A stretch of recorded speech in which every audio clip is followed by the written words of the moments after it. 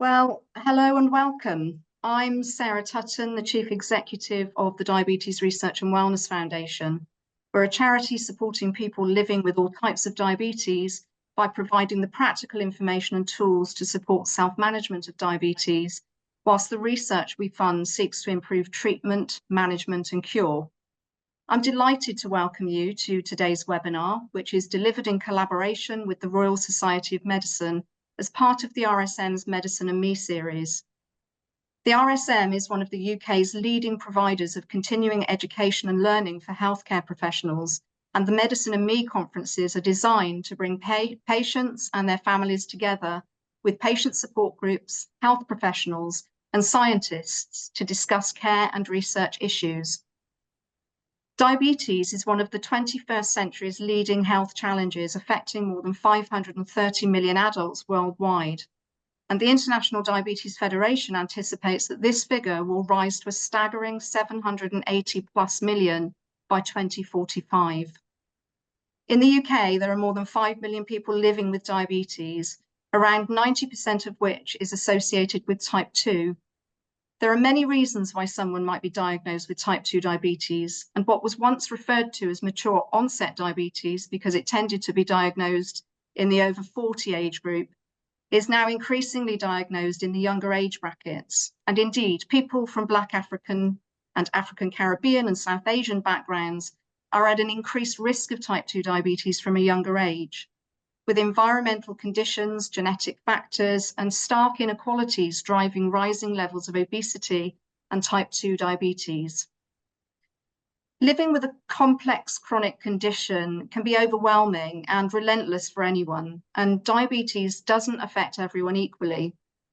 The interactions between different kinds of inequalities and the factors that drive them are often complex and interrelated. Today, we will explore how stigma, socioeconomic factors, and health inequalities impact the lives of people with diabetes and influence ability to access care. This event will delve into various factors, including environmental, cultural, and linguistic barriers, to give you a well-rounded understanding of the challenges that we're facing to achieve effective community engagement with people living with diabetes and facing the day-to-day challenges that this brings. We've got some fantastic speakers for you today, experts in diabetes and related health. And so we hope that you will learn more about ethnic health inequalities, their complexity and impact on quality of life for people with diabetes, and understand how stigma and discrimination can impact mental and physical well-being and ultimately self-management of diabetes. Today's webinar provides a safe and supportive environment for healthcare professionals working in diabetes and related fields, as well as for individuals living with diabetes, to exchange information and share experiences. I hope you'll find today's event informative and use this opportunity to ask questions and share thoughts for the benefit of our wider audience. And with that, I'll hand over to our chair for the event, Sanjay Gohil of Futures Health and Associate of DRWF. Thank you. Thank you, Sarah. That's a wonderful introduction. Thank you very much. And thank you for your support from Diabetes Research and Wellness Foundation to enable such a topic to be aired and discussed. And I very much agree that we have three excellent speakers today who will present around 30-35 minutes each. And thereafter, we will have opportunity for question and answers. Just some brief housekeeping rules. We do have a question and answers tab at the bottom of the screen there. So please do pop your questions in there and we'll come to them at the end of each session. And then all three panel members will return at the end of the session, the total webinar at the end, to discuss and give their final thoughts as well. So without further ado, I'd like to introduce Dr. Sue Jones, who's a consultant physician at North Tees and Hartlepool NHS Foundation Trust. And today we'll be discussing how to engage with communities, tackle social and economic factors that impact diabetes management. Sue will also consider lifestyle, cultures, whilst providing tips as well to engage and re-engage communities and people and families living with diabetes. Without further ado, over to Sue. Thank you very much. And I'd like to say that it's a real honour to be speaking to people both in healthcare professional and people living with diabetes. As a healthcare professional, I'm been in this job for an awfully long time, and I'm always learning from my patients and from my trainees and everyone around. And to have the opportunity today, thanks to DRWF and the Royal Society of Medicine. So without further ado, I'm going to try and share my slides. So this was the title I was given, and to be honest, if I could tackle all this in 35 minutes, we probably wouldn't need this webinar. Diabetes is very much a complex issue. If we look back into the history of just my short career, when I started in this profession in 1991, my patients had only just started to be able to blood test at home. There was no such thing as technology. And we had patients who remembered needles and syringes and boiling their own urine. How far we've come today, when the biggest debate in healthcare is, can we afford the technology, and is everybody going to get it? If we look at the journey of someone with diabetes, it's sort of a hidden journey. They don't have signs or symptoms that someone can notice from the end of the bed until they get complications. And by the time they get complications, they're getting blamed for things that weren't of their making. The hope is in the future, because we understand more about diabetes and we're learning more about how people live with it, we can reduce complications, and the educational work that DRWF does helps impact on this. So I'd like to retitle my talk. Diabetes is like that tip of the iceberg. All that we see in clinic is a tiny bit of someone's life with diabetes. It's estimated in a year, someone with diabetes probably only spends 6 to 8 hours with a healthcare professional. So most of that time they're living under the surface, looking after themselves extremely well, only to come to clinic to be told off for something that they didn't know was a problem. And I think as healthcare professionals, we've had that blame from culture for many years, and that's something that we need to get away from. It is very, very hard to live with diabetes. So what we should entitle it is Gaining Insight into People's Lives and How This Impacts on Their Diabetes Management.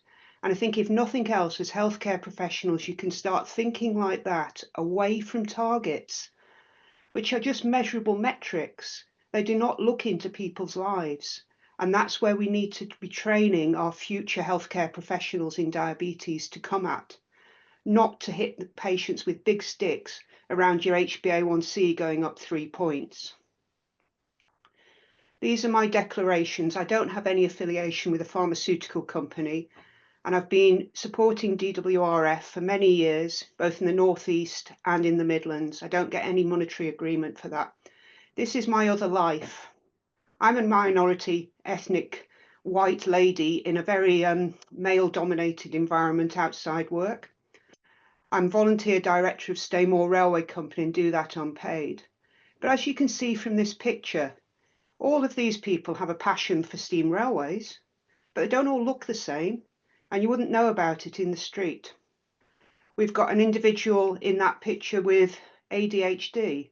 I've got another individual with neuropathy from spinal injury, another individual with heart disease, so on and so forth. All of these are hidden disabilities, but I see them as abilities, and we should look at our diabetes population as superheroes who teach us more and more about life, and also it's a real privilege to be able to look after them. As Sarah said, these are the age-adjusted comparisons for diabetes by area. This is based on the IDF, the International Diabetes Federation estimates. Here we've got the UK and Europe at 5 to 7% prevalence of diabetes. That is considerably higher in different ethnic groups. But where I work in the Northeast, the prevalence is at the higher end of the reference range with a very low ethnic background. So there's a lot of socioeconomic factors that impact on the prevalence of diabetes. What's strange is when we start looking at other countries like the Middle East, 12% prevalence. That is a very large number of people with diabetes. And if we look at the states, we've got 9 to 12% prevalence, and we tend to follow on with everything the states does. And the states is unique as a country because it has huge inequalities as well. I do voluntary work out there teaching in an area near New York called New Brunswick, which has a very high prevalence of diabetes compared to other areas. And it's got a massive socioeconomic deprivation. I also teach in Cambodia, and if we look at the Cambodian prevalence, it's quite low as well. It's quite high as well. So this is all showing the different variations. But as Sarah said, this is the increase in diabetes by IDF region. And the biggest increase is going to be in sub-Saharan Africa. That's not that sub-Saharan Africa have suddenly got a lot more diabetes. They have quite rightly been focusing on other priorities of non-communicable diseases have not been a big priority, infectious diseases and other areas, and the data collection in those areas hasn't traditionally been as robust. But that does not explain the variability that Faye is going to talk about, our next speaker, in the Afro-Caribbean and Southeast Asian communities. I think what we need to do is have a look back at where have we come from. The Dawn study is quite old now, 2005. It's first initiated in 2001. And it was when we started to look at diabetes attitudes, wishes, needs, and study. I'm just going to make that move. Okay. So it started off in 2001 and it looked at 5,000, and these are the abbreviations I'm going to use, people with diabetes, and 4,000 healthcare professionals were surveyed in 11 regions across the IDF map in 13 countries. There were 500 people with diabetes per country, and they defined type 1 as being under 30 and had been on insulin since diagnosis. We all know now that the definition of type 1 has changed, but that was the definition at the time. And type 2 was defined as those being 30 or older, not on insulin at diagnosis. What did we find? They found adherence to diabetes management as classified by healthcare professionals was below 20%. They coined the phrase diabetes-related distress. That was distress living with your diabetes, being consistently worried about having it, being extremely high at 85.2%. So what did they recommend? Well, first one was to promote active self-management. The next recommendation was to enhance psychological care.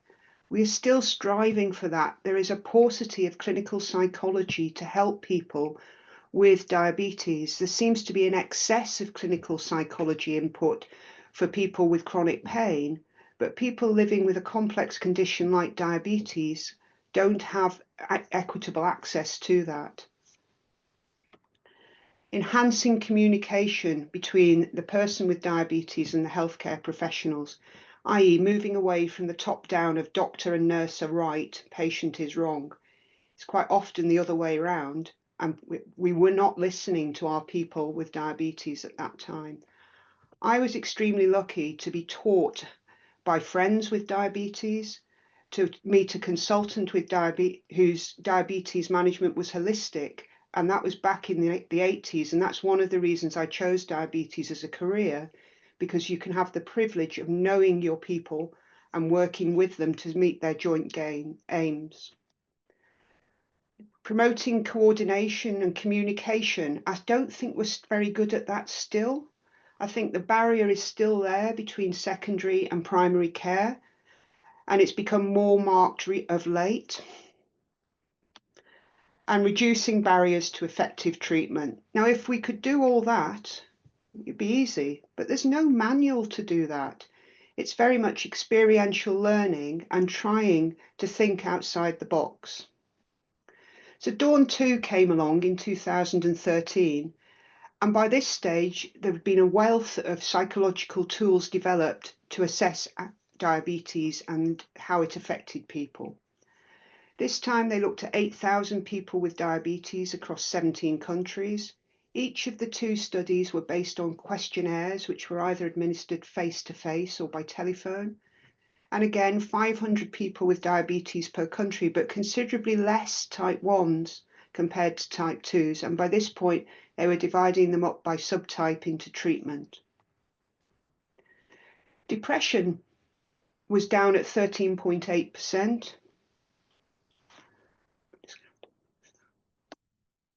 And diabetes-related distress appeared to have gone down to 44.6%. But this was different ways of measuring it. But there seemed to be some recognition that we needed to address this within the diabetes clinic consultation.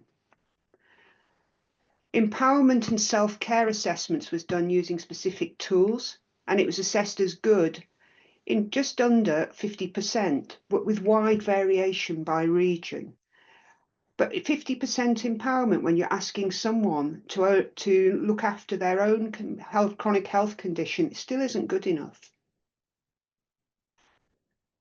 And how diabetes has impacted on lives, only 23.7% said they'd been asked that simple question, how has their diabetes impacted on their lives? If I can ask you nothing else today as a healthcare professional, is can you start asking people, how have you been and how is your life first, then the diabetes second? And this study sums up that question. Okay, the same goals, different challenges. So this was a meta-analysis of studies done in just type 2 diabetes, published in Diabetic Medicine in 2021. And it clearly said that we were obsessed with evidence-based guidelines, which often inhibited personalised care, stating the obvious that self-management requires a trustful relationship between the person with diabetes and their healthcare professional, and that also needs some consistency, and that shared decision-making should be utilised more. So, where are these guidelines that are inhibiting self-management? Well, NICE guidance is the UK guidance. It's based in England and Wales. Scotland has its own version called SIGN, but as I'm practicing in England, I will mention NICE guidance rather than SIGN guidance. The guidance was first published in 2015 and was recently updated. It replaced 7 separate guidelines. One of the key tenets of this guideline was to adopt an individualised approach tailored to the needs and circumstances of adults with type 2. Okay, so what does the guideline tell you that you can do to help do that? Well, there's the section on individualised care. It's half a page. So you can't really go to the NICE guidance to try and find that out. So how can we learn more about shared decision making? Well, NICE has come up with a guidance on that as well. And it was published in June 2021, but it only applies to individuals with capacity. It is not related to emergency decisions. It's got to be a collaborative process between the person and their healthcare professional to reach a joint decision about care. Traditionally, this has been used in patients with chronic conditions, but not used particularly well. I give an example of how we can make shared decision making. This is my colleagues and I on our trip in Iraq recently. We've had a shared decision that even though we know carbs aren't good for you, we're going to have quite a lot of them. We can have some salad if we want, but we are free to make our own decisions. So let's look at the shared decision guidance in more detail. The first thing we have to do is introduce choice. Choice is something that traditionally healthcare professionals have struggled with in a top-down way of teaching people how to manage their condition. We've got better at it, and I think as diabetes healthcare professionals, we're probably some of the best at doing this. We've got to describe the options, and we've got to explore their preferences.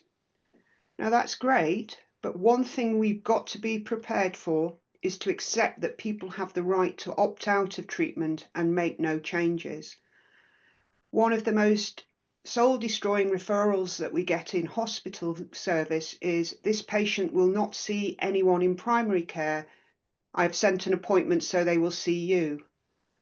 I don't think I've ever had anyone turn up when it's been written like that.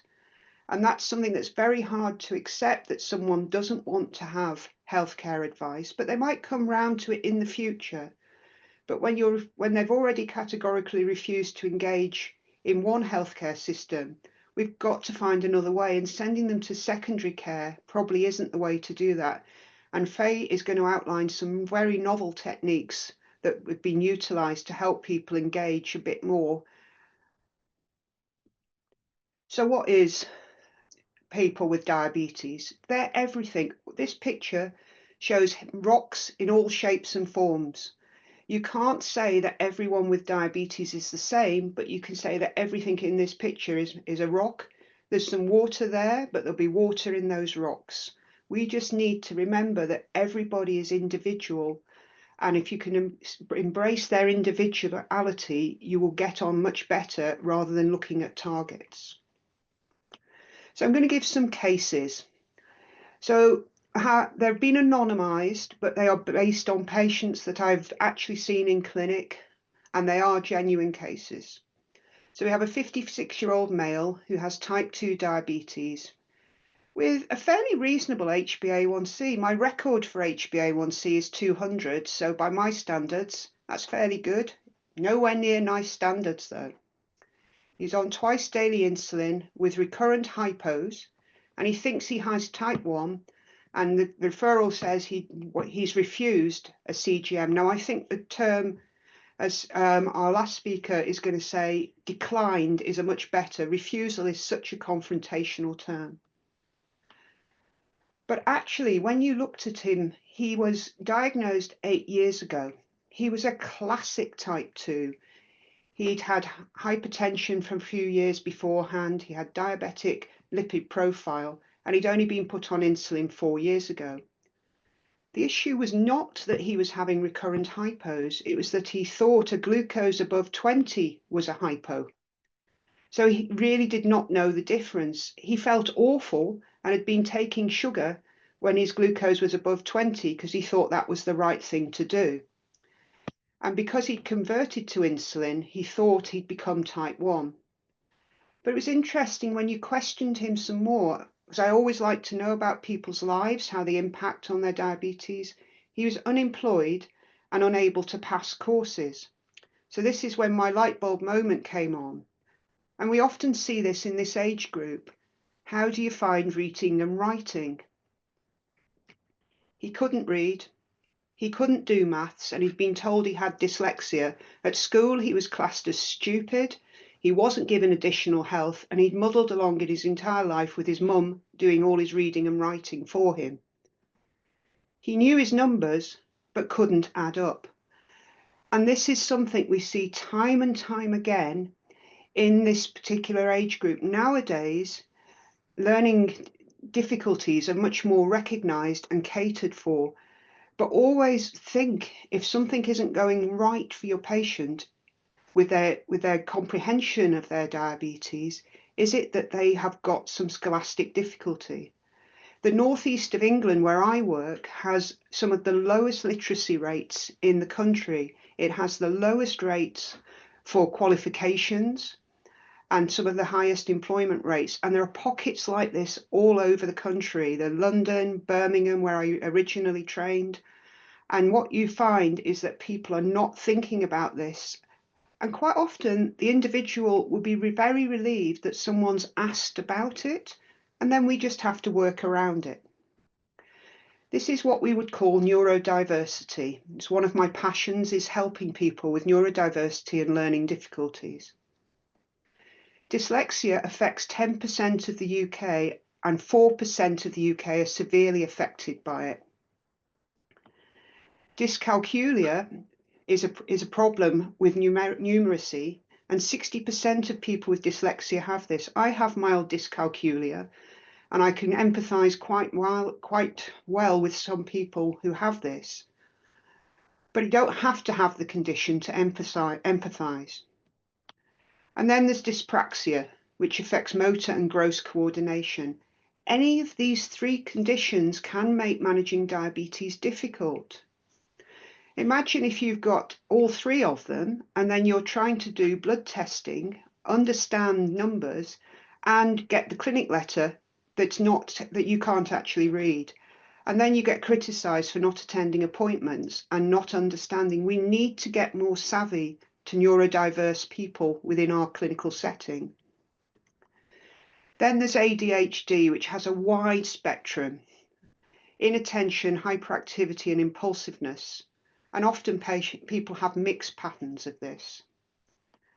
An autistic spectrum disorder affects what is estimated to affect 1% of the UK population. And it's how people communicate and relate to people and experience the world. And we need to get more astute in recognising this amongst our patients and people with diabetes. But diabetes can be easily managed with reasonable adjustments and extra time.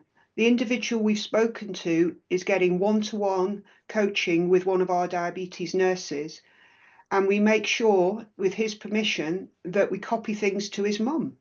Now that seems quite silly to do, but it's easy because his mum will read it to him and he'll understand it. But also we can set things out for him. He's got good recognition of numbers. He can work out how to dial up his pen to a certain number, and we can do that for him. And this is something that we need to work at as healthcare professionals, is embracing neurodiversity and working around it. Now, learning disability and autism are often interchanged, and that's not correct. If we look at the UK Parliamentary Report from 2023-24, autism is not learning disability, but 1.3 million people in the UK have a learning disability. Where it gets confused is that 29% of people with LD will also have autism, and that will affect how they are able to process the information that we give them. And we have to spend a lot of time working for the best way to give information to those people. The other awful statistic is that people with LD and autism have a lower life expectancy and more avoidable deaths, and that's based on the long-standing leader reports. These actually only look at the worst aspect, and death is the worst aspect. But there are a lot more to this than mortality. We need to look at morbidity, and those data are not all there yet. We as healthcare professionals need to work hard with our people with LD and look after them. If we look at the NHS Right Care Pathway for Diabetes, it talks about making reasonable adjustments for people with learning disability who have diabetes. People with Down syndrome have an increased risk of type 1 diabetes, and I have at least half a dozen patients with Down syndrome in my clinic. What we are seeing now is that people with Down syndrome have a longer life expectancy. Unfortunately, the nature of Down syndrome means that as they live longer, they've got increased risk of cancers such as lymphoma. They've also got increased risk of dementia. We've got to work with that. But people with Down syndrome have very full lives, and we can improve those lives by getting their diabetes easier to control. Nearly all my patients with Down syndrome have technology. We've got one lad with an insulin pump, which is absolutely revolutionised his life, and most of them have CGM monitoring. The other thing to say is obesity rates are higher in the LD community compared to the general population. Some of the conditions that they have predispose them to increased obesity, such as Prader-Willi syndrome. But the other thing is some of these individuals have to have antipsychotics for their behaviour management, which increases their risk of obesity and type 2 diabetes. And it's our job to be holistic in looking after these individuals and helping them manage this with appropriate dietary advice. But forget all that. First thing is gain the trust. If you do not, as a healthcare professional, gain the trust of that person, you're not going to win. And also know the key people involved in looking after them and working with them. Parents, carers, etc. all need to be on board with the same messages. In our service, we have a joint diabetes nurse and doctor appointment, and we have collaborative working with the nurses going out, and we make sure that we have the same person seeing these individuals. Yes, it takes extra effort, but that's a reasonable adjustment, and we all should be prepared to make that. And we also have shared decision making for those individuals. If they don't want tech, they don't have to have tech. If they don't want twice a day, if they want twice a day insulin, that's fine. We can work around that. Now, this little picture shows an unhidden person. If you just spot the hummingbird there in the mishmash of all the flowers having a quick rest. We have a group of type 1 patients who are out in the wilderness there. And we've got a 30-year-old type 1 male who's recently come back into our service after multiple DNAs. And the reason for re-referral is he presented himself to his GP asking to be referred back. But to be fair, an HbA1c of 70 with no secondary or primary care input to speak of in the last 5 years is pretty impressive. He was diagnosed at the age of 5 with no admissions for DKA. He'd had previous laser-treated retinopathy, but no other comorbidities. And there was clearly a win-win here. He's married now and has a baby son and wants to look after his diabetes. We would not let one of our juniors see this person straight off in the clinic. And the reason for that is we have to handle this person extremely well and get our relationship built up with them. So some quick do's and don'ts. Welcome them back. Don't criticize them for where have you been for the last 5 years. That's about the worst possible thing you can say. Explore their current situation and aspirations. It's always worth going back to their diabetes journey and see where they've been and explore their current thoughts. Quite often you'll find these people have out-of-date testing equipment. Forget technology, their meter is so old that it's not even being the test strips manufactured, and make sure they've got contact for us post-clinic. Avoid dwelling on the past. We cannot change the past and we need to look forward. And on first appointment, don't over-focus on HbA1c target and try not to make too many changes at once. Yes, you could say, have a pump, have a sensor, do this, do that. Let's just work on when do you want to come back for your next appointment? How often do you want to be seen? And then we can work on changes later. I think every diabetes healthcare professional has someone like this individual, a 35-year-old with type 1 diabetes, whose HbA1c over the years has range from 70 to over 130, frequent DKAs, and even ITU admissions. This individual gets short shift whenever she comes into the admissions unit, gets criticised for a recurrent DKA, but they don't understand what pressures she's living under. She was diagnosed at a difficult age. 13 is not a good age to get type 1 diabetes or any chronic condition. Her multiple life traumas and stressors could be listed, but I'm not going to go into detail. Suffice to say that she'd been abused in early childhood, had had problems with addiction and multiple complications. In fact, she was the walking textbook of diabetes complications. Not surprisingly, she was unemployed. In the intervening years, she's been what we call a sofa surfer, with moving from friends to family to everyone, and an intermittent renter and a long-term intermittent partner. When things are good, she has good control. When things are bad, things are awful. So what do we do for her? Well, we support her whenever we can. We don't judge her. We work for small wins. We have an inpatient diabetes team, which we try and make sure that she goes to the same ward. The team will look after her, and we have a consistent approach. She's had clinical psychology intermittently and has found it helpful at some times, but not always. And she's had every regimen we want. And most of them have worked for a while, but when she's sofa surfing, she cannot get consumables for an insulin pump. She's had the same GP because she's not moved around the area much. And that's the big thing, is that she always comes to clinic when she's not in hospital. And this is about the best we can achieve for her. And we say, yes, she should fit targets, but she can do her best HbA1c when life permits. And that's a good example of shared decision making that we have to go with. Here's another minority group, men. Men are particularly bad at looking after their own health. These are some of my volunteers. And I say my volunteers because they've decided that I'm their personal physician. And sometimes I get far too much information from them. And I have to remind them that I'm there as a volunteer and please go and see your own GP.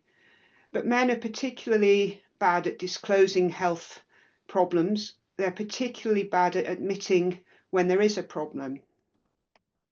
This is actually emphasised by the Office for National Statistics, which show even though year on year life expectancy has gone up since the 1850s, there is still in here a reduced life expectancy for men. And it's down to the heart disease and other complications. Primary healthcare access is deemed lower for men than women. And this is consistently shown in the GP patient survey, which is done annually. And men are less likely to attend NHS health checks, so they're less likely to be picked up opportunistically for their type 2 diabetes. And I think Faye is going to emphasise how we can improve that, because the structure of something that is seen as official may not help. This is the exemplar that we see in our clinics, a 60-year-old male lorry driver with type 2 diabetes who's let his HbA1c slip to 98 on oral therapy, which is maxed out, and he's been referred for insulin treatment. Unfortunately, it's not as straightforward for these individuals. If we look at the DVLA guidance, we can't use capillary blood glucose monitoring. We need them to test twice daily every 2 hours. Quite often these individuals have not been blood glucose testing and have been avoiding sulfonylureas because they don't want to test when driving. They also have to have 6 weeks of continuous capillary blood glucose monitoring if they go onto insulin before they can be assessed by an independent medical assessor, and they now go on to an annual DVLA assessment. They are individuals that struggle with changes in their medical regimen because their job depends on medical fitness.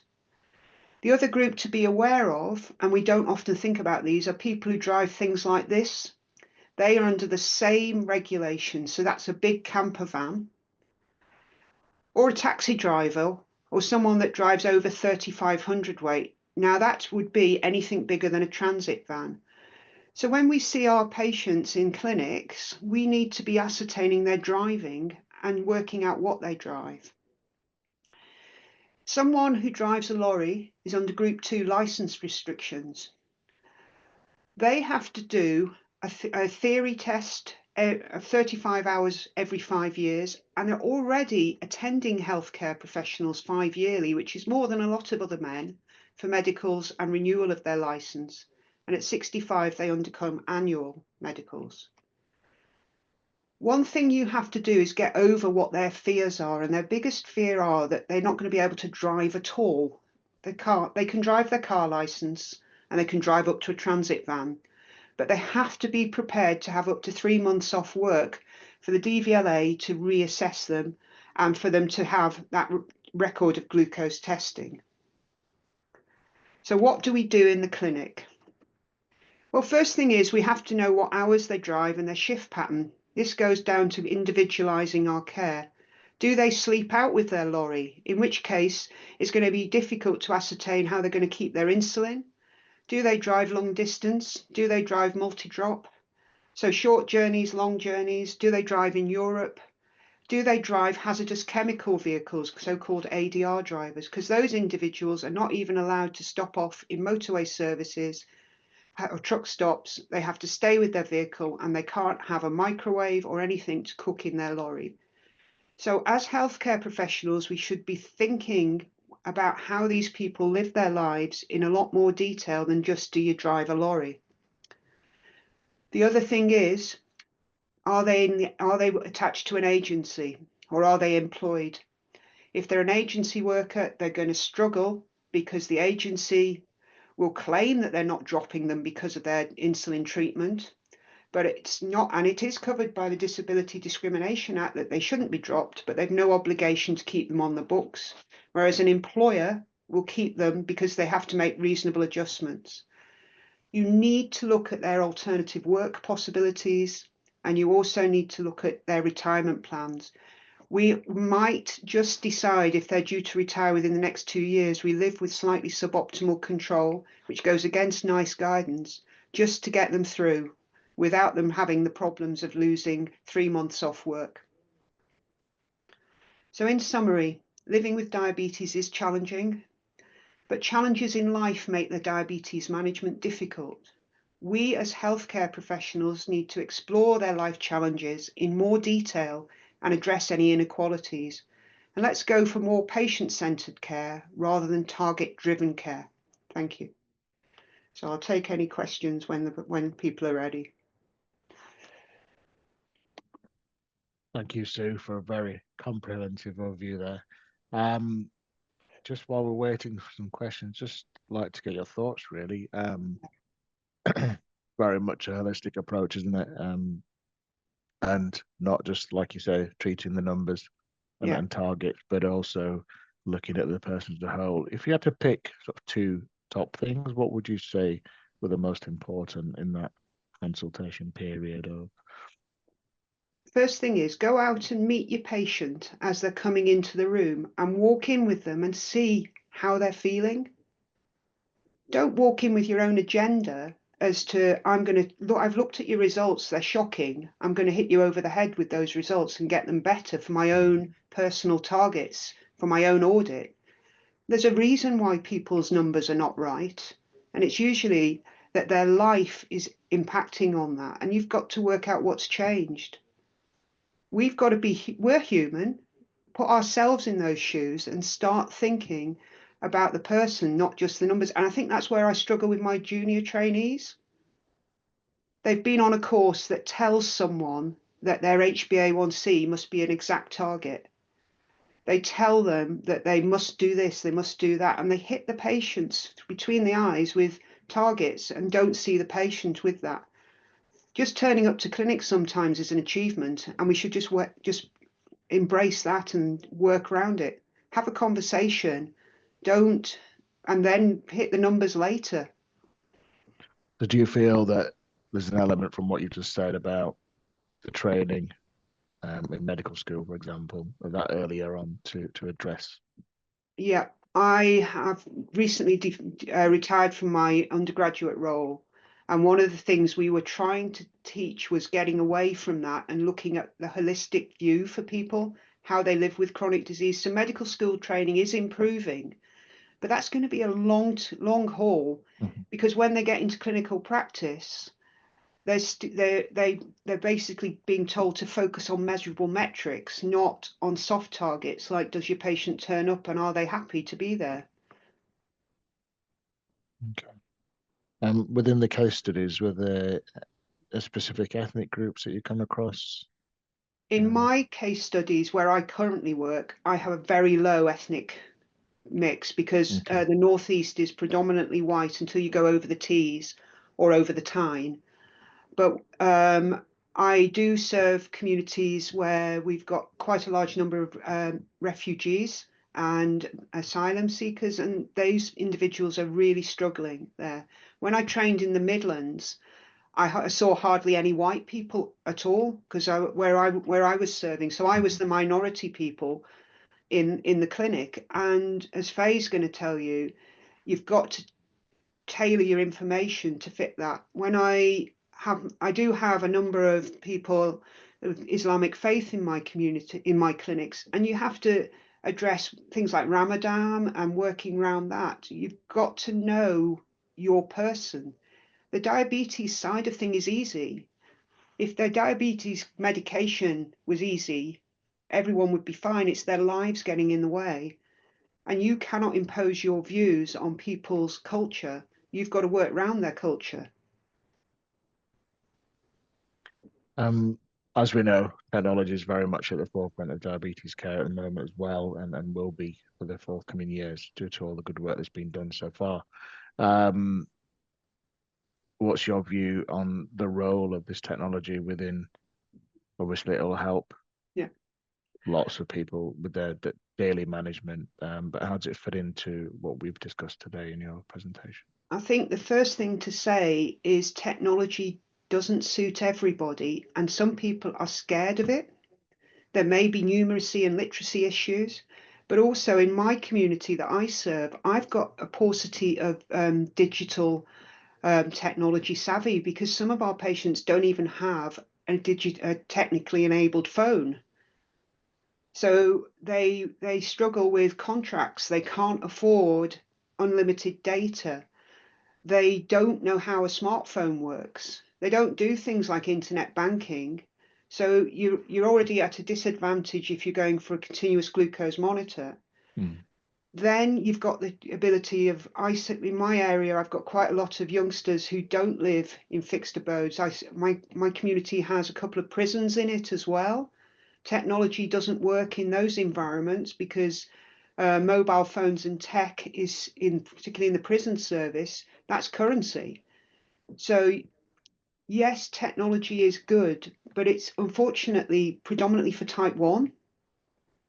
The monitoring with type 2 is getting more acceptable, but the amount of insulin required for someone with type 2 is too big for the pumps that we've got and difficult to work. And also technology, if you've got an address where it can be delivered to, you work the internet will work. So I think, yes, it will improve, but a lot of people don't like wearing technology as well. There may be some cultural stigma to wearing it, and you've got to work around, why does someone not want technology? Don't give them it just for the sake of it. And that guy didn't want technology because he didn't even have a phone. He didn't want to be beholden to it either because he didn't understand the numbers. So you've got to do things to individuals, not to target of getting so many people on tech, which is what is being purported at the minute, is can you have a certain percentage of your people on pumps, certain percentage on CGM? I can, but it's not going to benefit them. So people don't like it when healthcare professionals say they're not going to do something, but we have to stand up for our people. Something you touched on was sort of the increased communication between primary and secondary care.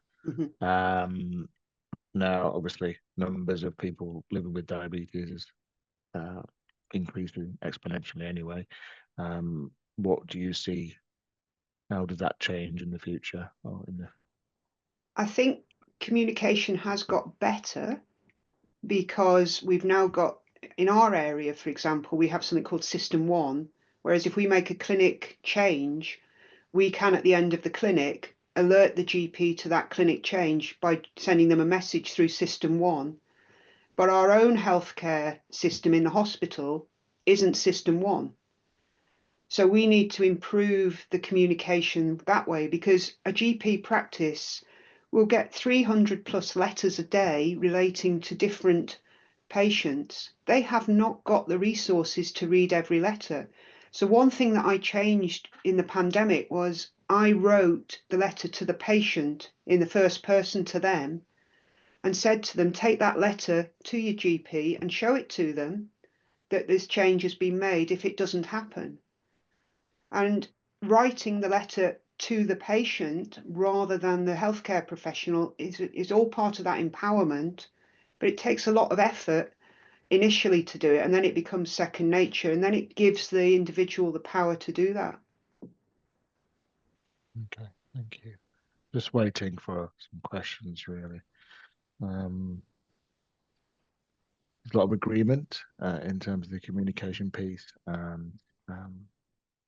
Resonate with your concern, Dr. Dew, about digital poverty, digital literacy, digital exclusion time, connectivity can also be a challenge as well, especially in rural areas, etc. What about in the sort of workplace environment? Because sometimes it's going to be a case that people can't change their jobs, and then that obviously has impact on health, etc. Any advice for these? Yeah, where I serve has a lot of shift working, and there's a lot of call centres where I work as well, and those two environments are almost mutually exclusive to good diabetes control, unless we work with the individuals. So what we have to do is don't say what job do you do, what hours do you work, what shift pattern do you work, what breaks do you have, and have you told your employer you have diabetes? So often individuals will not tell their employer they've got diabetes for fear of discrimination within the workplace. But actually, most employers are pretty reasonable. They know it's covered by legislation that they have to make adjustments. And some twice a day insulin, it may not be the right medication for those individuals. Equally, twice a day tablets may not be the right medication. You've got to work around it. Some employers, particularly in call centres, will not let those individuals have the breaks at the time they want unless I write a letter that supports them. And they're afraid of being hypo in those environments, because if they have a hypo at work, they might lose their job, is their biggest fear. But actually being hyperglycemic all the time is not good either. And we've got to talk through those situations with them. And being in low paid jobs does not enable you to get high quality food. And we've got to work our way around that. If you look at the advice for people on dietary advice, we need to say that there's too much most websites will mention the word quinoa. Most patients don't know in my area what quinoa is, and they don't care about protein. They care about the fact that the food bank has given them beans today. What can they do with beans? We need to work around that. And some really excellent stuff published in London on dealing with homelessness and how to get your diabetes managed. But the focus on that is type 2 rather than type 1. Managing type 1 when you've got no fridge, no fixed abode.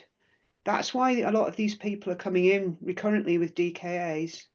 And we need to get our juniors to recognise that, rather than going, oh no, it's so-and-so again, we're back in with DKA. Can they not look after their diabetes? Well, they could if they had the ability to look after their lives. And this is where, as healthcare professionals, we need to start getting more savvy and looking at why it's not happening, not criticising people for why it's not happening.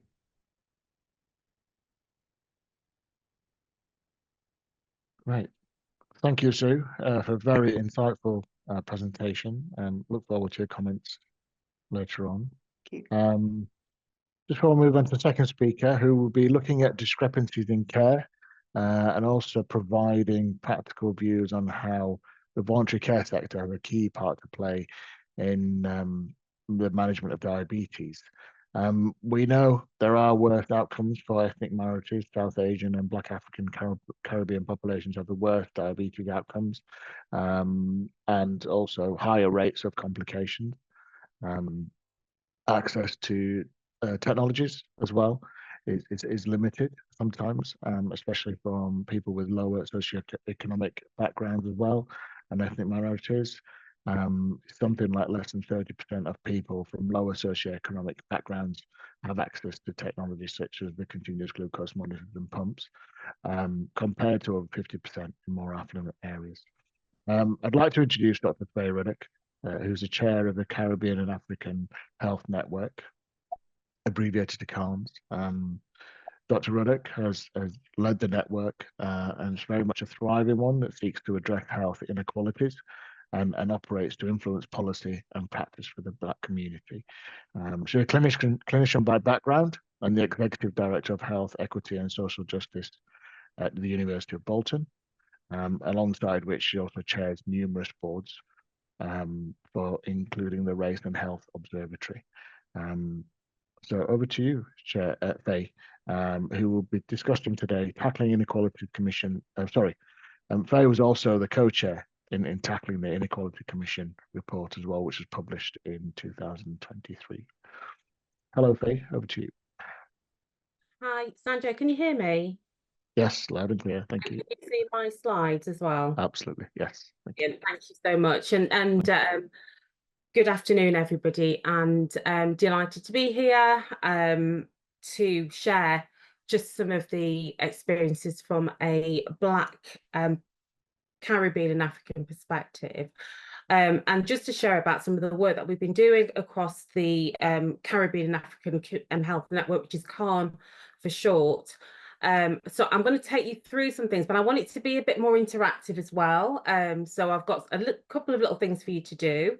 I've got a couple of things for you to watch, just so you can really kind of get a sense of that kind of lived experience and what we kind of go through in terms of our kind of diabetic journey. So I do want to get you to have your phones out so we can do some Mentimeter kind of questions as well. But thank you to Sue, because Sue has shared an awful lot of things that I would have covered. So things around poverty, very, very similar for people from the Black community, but saying that not all Black people are poor, but still the inequalities remain the same. So I will take you through some of that. But I wanted to start off with kind of my lived experience, really. I'm not diabetic, but I am, you know, somebody that's coming to this because of the inequalities that I saw when I was actually working in healthcare. And it was very, very kind of, so I was one of those that did the nursing degree before it became an all degree profession, so a long time ago.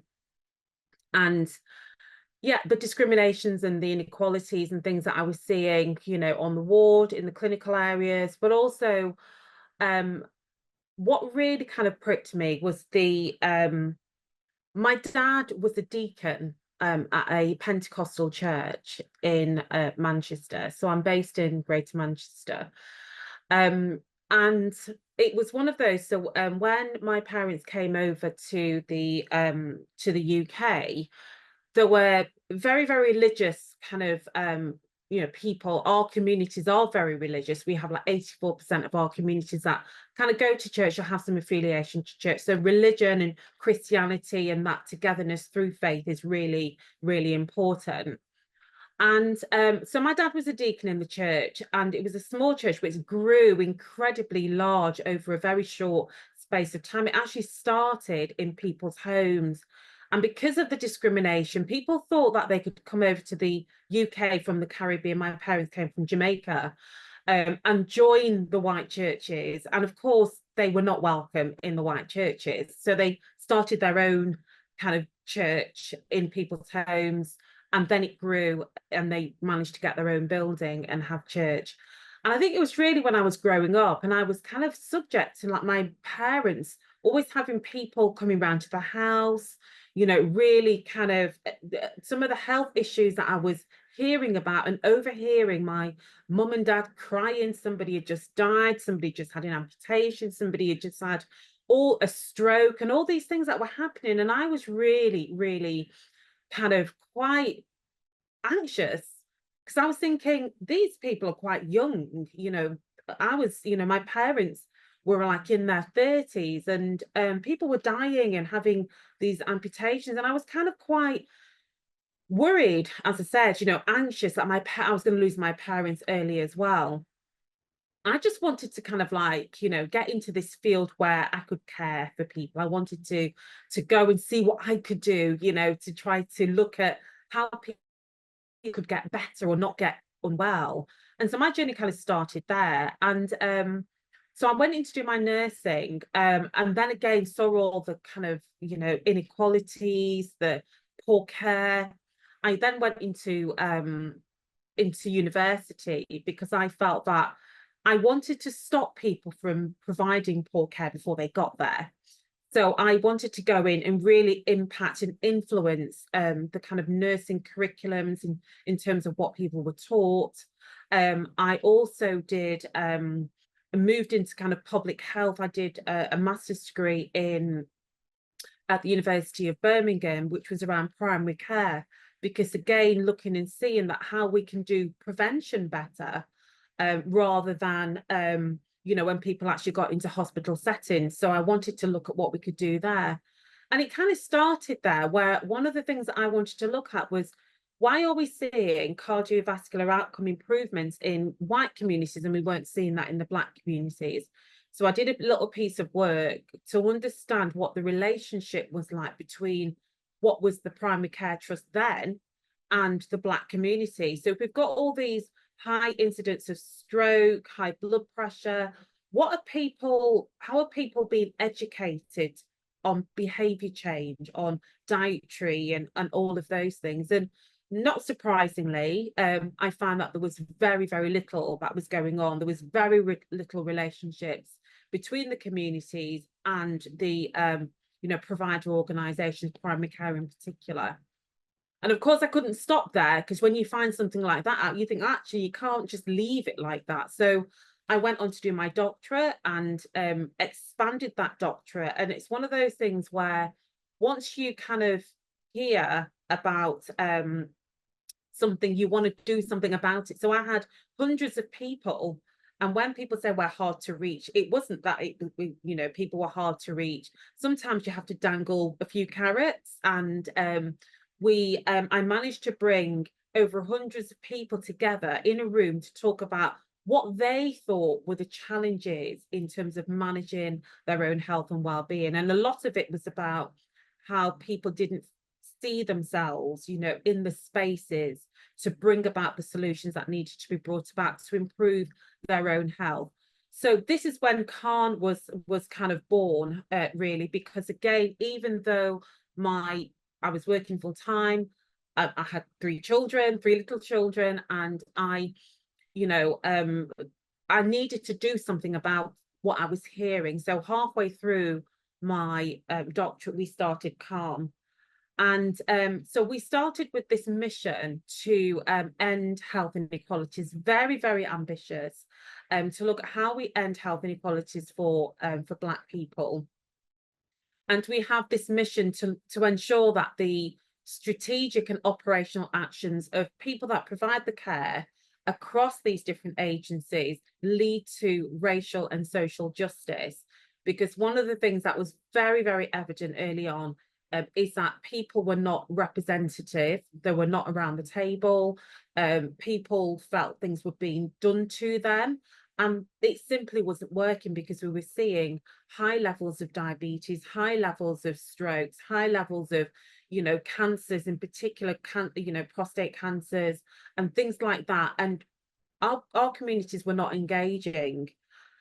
So we have these objectives to work collaboratively. I've mentioned about faith and how important faith is. We have a very clear approach about partnership working, and I'll share later on about how we do some of that partnership and collaboration. But this is about everybody is part of the jigsaw puzzle. We can all make a difference to improve outcomes, and also how we engage in continuous consultation and planning, really how we can co-create, co-design, co-produce the solutions, and also how we champion some of the work of our communities. Because one of the things that I kind of see, you know, over the years is that within the Black community, there are significant assets that we can utilize amongst ourselves to kind of bring about the changes that we need to see. And some of that is things like, for example, every Saturday morning, we have a health hour. It's an online health hour, and it's all about how we educate, empower, enable our communities to understand how to look after themselves better. And we have a doctor, a GP or a consultant or a surgeon that will come on and speak to the community, give them an opportunity to answer questions as well. So really giving people that opportunity to be in charge of their own health. So we do a lot of raising the assets within our communities as well. So one of the things that I just want you to do before I kind of like go into all the work that we're doing around diabetes is, and I'm hoping that many of you have used Mentimeter, is if you have a phone and you don't mind using your phone just to scan the QR code that's on the screen, or you can put the code into Mentimeter. You don't need to have the app. You can just put it into scan it, or just go onto Google and put the number under Mentimeter.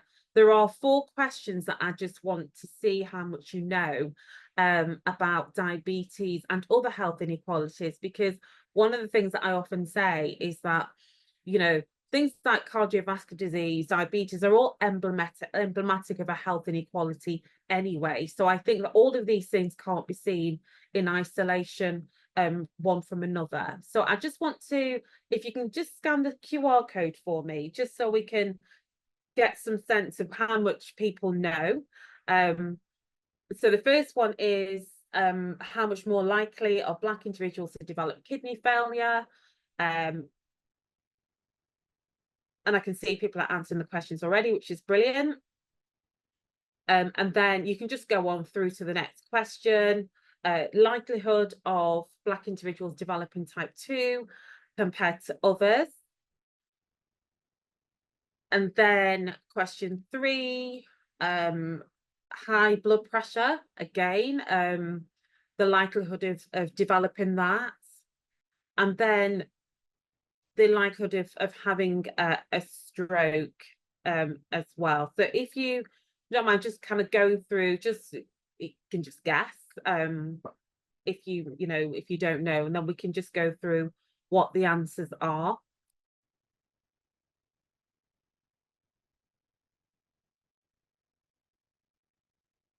Faye, it seems there's a bit of it only lets people do question 1. Oh, okay. And then it's saying the presenter hasn't changed slides yet. So okay.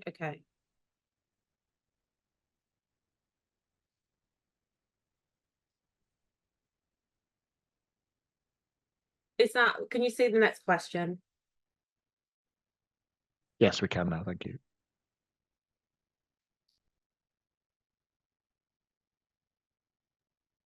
Then you have to do the same for the question 3 as well. Yeah, just give people a chance to do that. Okay.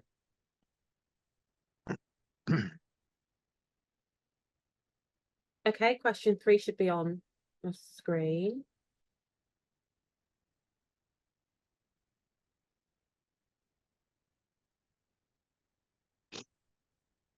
Okay, and then,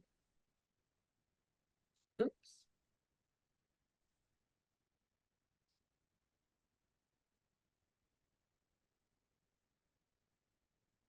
Question 4.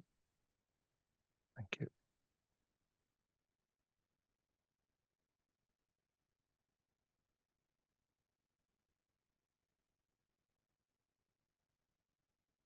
Okay, that's great. So thank you for all your responses.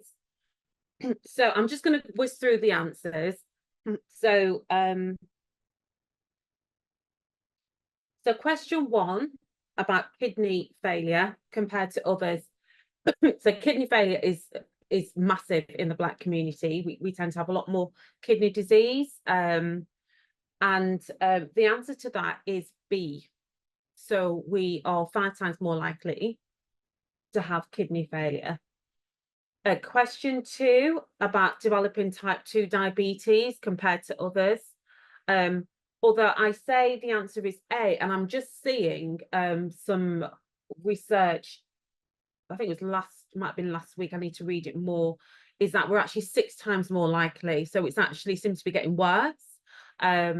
So yeah, so it's A until I reach, find out more of the research, but it's very, very high.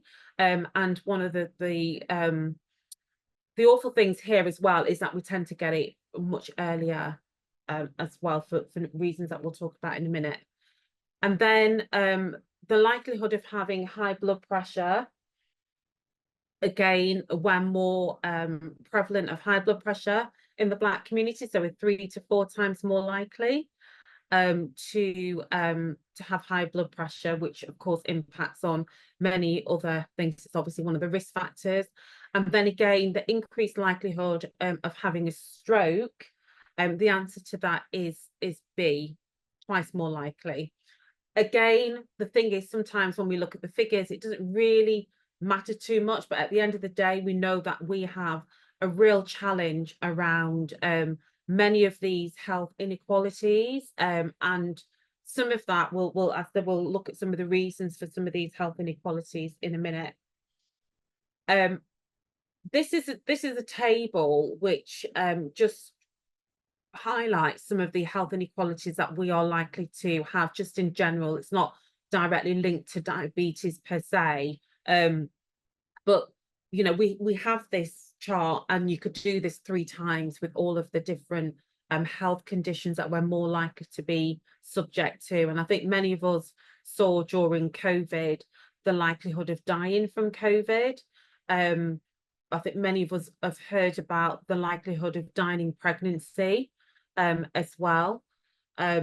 We know that especially the African community, in terms of late diagnosis with HIV, our babies are more likely to die in the first 2 years. But when you actually see these across 3 charts, it's actually quite, you know, it's there's a lot of work to do. There's an awful lot of work to do. We have a lot of health challenges.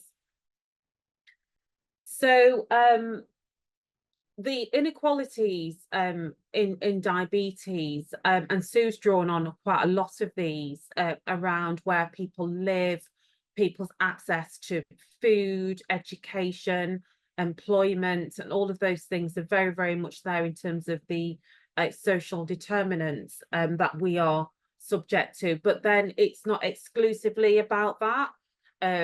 So, you know, many people live in great housing, have a fantastic education, good employment, but their rates of diabetes, likelihood of getting diabetes and managing diabetes is still sometimes very, very poor.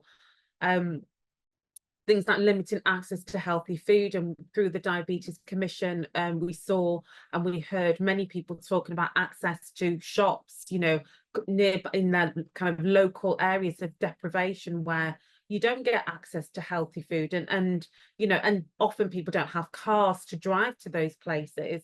So that there are some challenges there. And then we talk about the systemic barriers as well.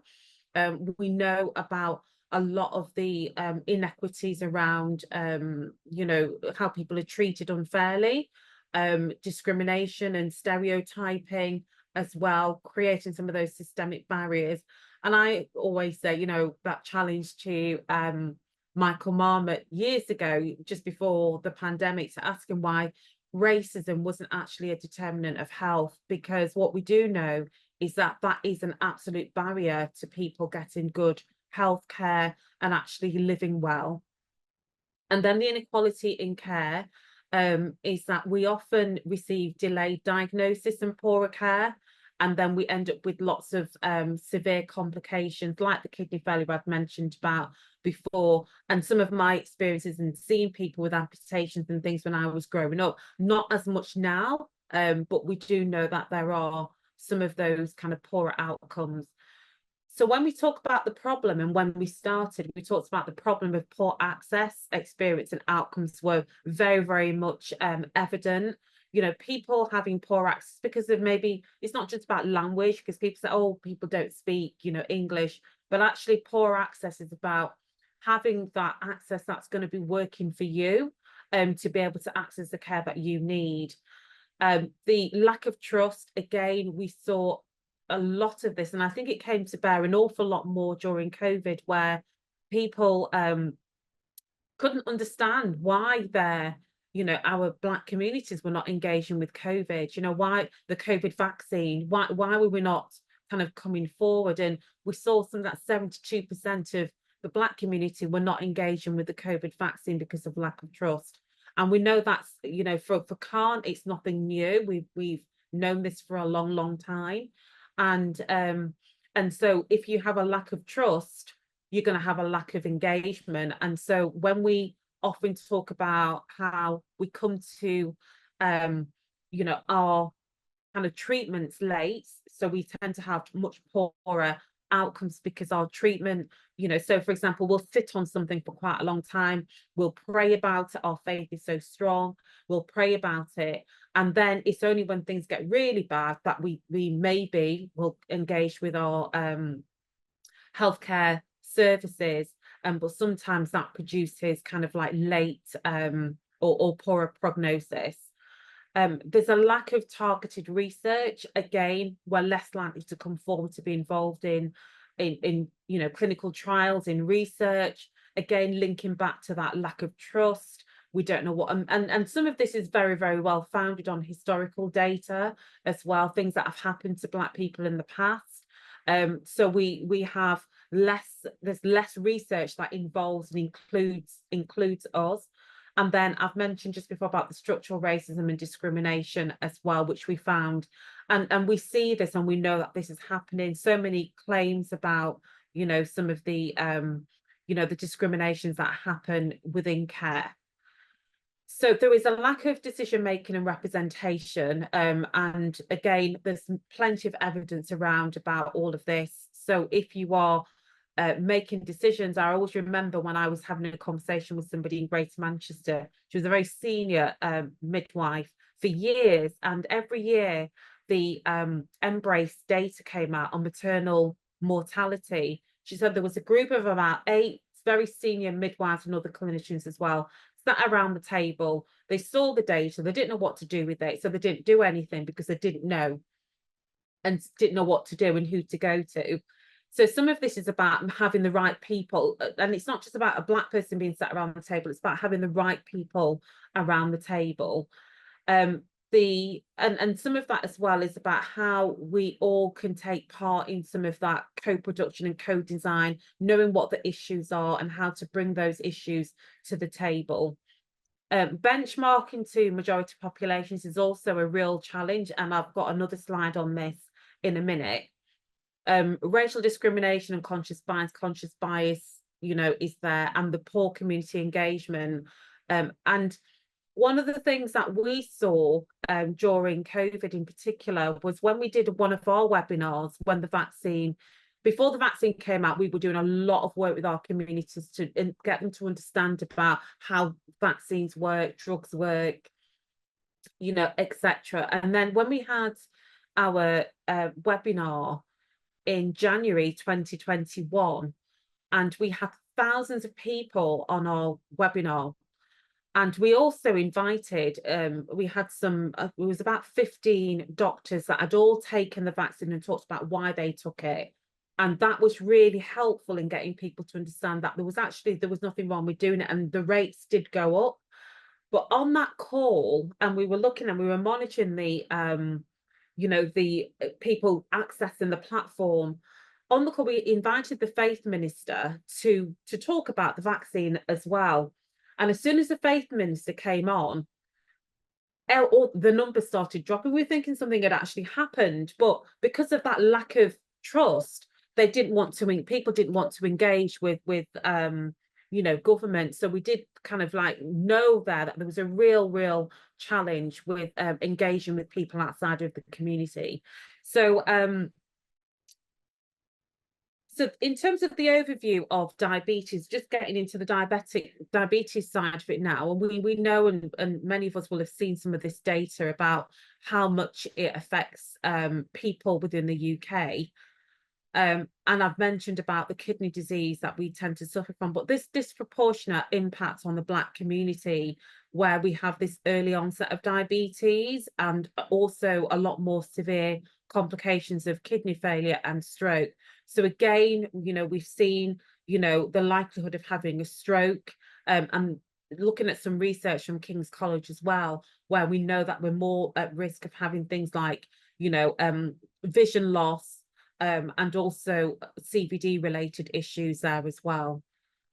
And I just want to kind of like focus more on that cultural sensitivity and those community driven approaches that we use, you know, to address some of the health inequalities. So just to kind of like, just to emphasize that we have these genetic factors as well, and the social determinants, which I've just spoken about. that are creating some of this prevalence of diabetes and this delayed diagnosis as well. And just on the Diabetes Commission, so I co-chaired the Diabetes Commission in 2023, 22, and then we launched it in 23. And it was a really interesting one because there were lots of people sat around the table. We had service users, providers, clinicians, people of faith. We had them all sat around the table looking at, how do we understand the challenges for people with living with diabetes. And what we did is that we came up with, and it was all, again, co-produced. We did lots of different focus groups with different communities from the Black community and also from the Asian community as well, just to really understand, what we needed to do and focus on next. So we came up with 7 recommendations. One of them, the first one was around anti-racism and looking at how we can provide, staff training and continued opportunities. So people can reflect and learn on some of those different practices, because what we do know is that a lot of what we is out there already is not enough to be able to practice differently. So, one of the things we advocated for is about how we kind of learn about some of these different practices that we should be employing.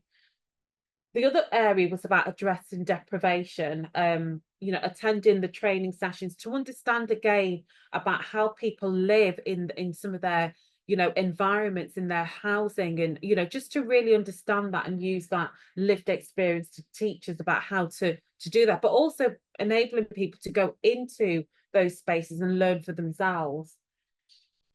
We talk about data and insights, and data is a huge problem wherever we look. And I'm sure many will agree that, talking about data, collecting data, people asking for the data is sometimes very challenging. And then you have a challenge of people wanting to give the information as well, because of that level of suspicion that we tend to find in the Black community. People don't often willingly give their data because, people are just not sure what it's going to be used for. But one of the things that we wanted to emphasize is about how we reassure people about how the data that we collect, has a role to play in highlighting and reducing some of the inequalities. But one of the things that we also advocate for is ensuring that we publish the diabetes data, but it's also broken down by socioeconomic status and ethnicity, so we can plan and reduce any inequalities.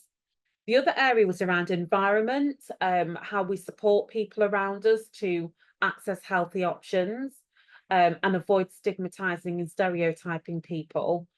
And one of the things that we did a couple of weeks ago, so we have a perinatal and infant mental health hub in Greater Manchester, and we brought many people that are during their pregnancy as well as post-pregnancy, looking at about how they can increase their iron levels, during that perinatal period. Because one of the areas that we operate in is an area of social deprivation, but how do we create kind of like healthy food basket that people can actually afford to reproduce when they get home. So we do things like that. The other area was around representation, ensuring that all user feedback or engagement activities include people from different backgrounds and cultures and diverse ethnicities. The 6th one was about co-creation, developing relationships with particularly small community organisations, because smaller community organisations have that grassroots approach, very upstream approach, where you can actually get that perspective from people on the ground, the everyday person on the ground. So we tend to work as grassroots with those kind of people. So how do we co-create was another one, and making sure that we do that. And then the final one was around sustainability, because again, as a VCSE, led organisation, one of the biggest areas is, we can get lots of people together, we can do some great work, but then the funding cycle, you might get funding for 12 months, and then after that, it stops. And that one of the things that we don't want to do is create distrust amongst our own communities, because if you get people together that are doing something that's really, really good and it's helping them, and then it stops, it doesn't create a good sense of engagement. People will stop engaging, and what we don't want to do is stop people engaging. So the funding cycles, what we're saying is that we need to have sustainable funding so people can actually have something in built, like a 5-year plan to be able to do. And a lot of what we tend to do works out economically a lot cheaper than if it was done within the NHS sector. So we know that, you know, that there is some real benefits there for the economy as well. So these are some of the areas that we particularly focus on, and I'm not going to go into them because I've touched on some of them already, and I've mentioned about how we tend to get diabetes 10 years earlier.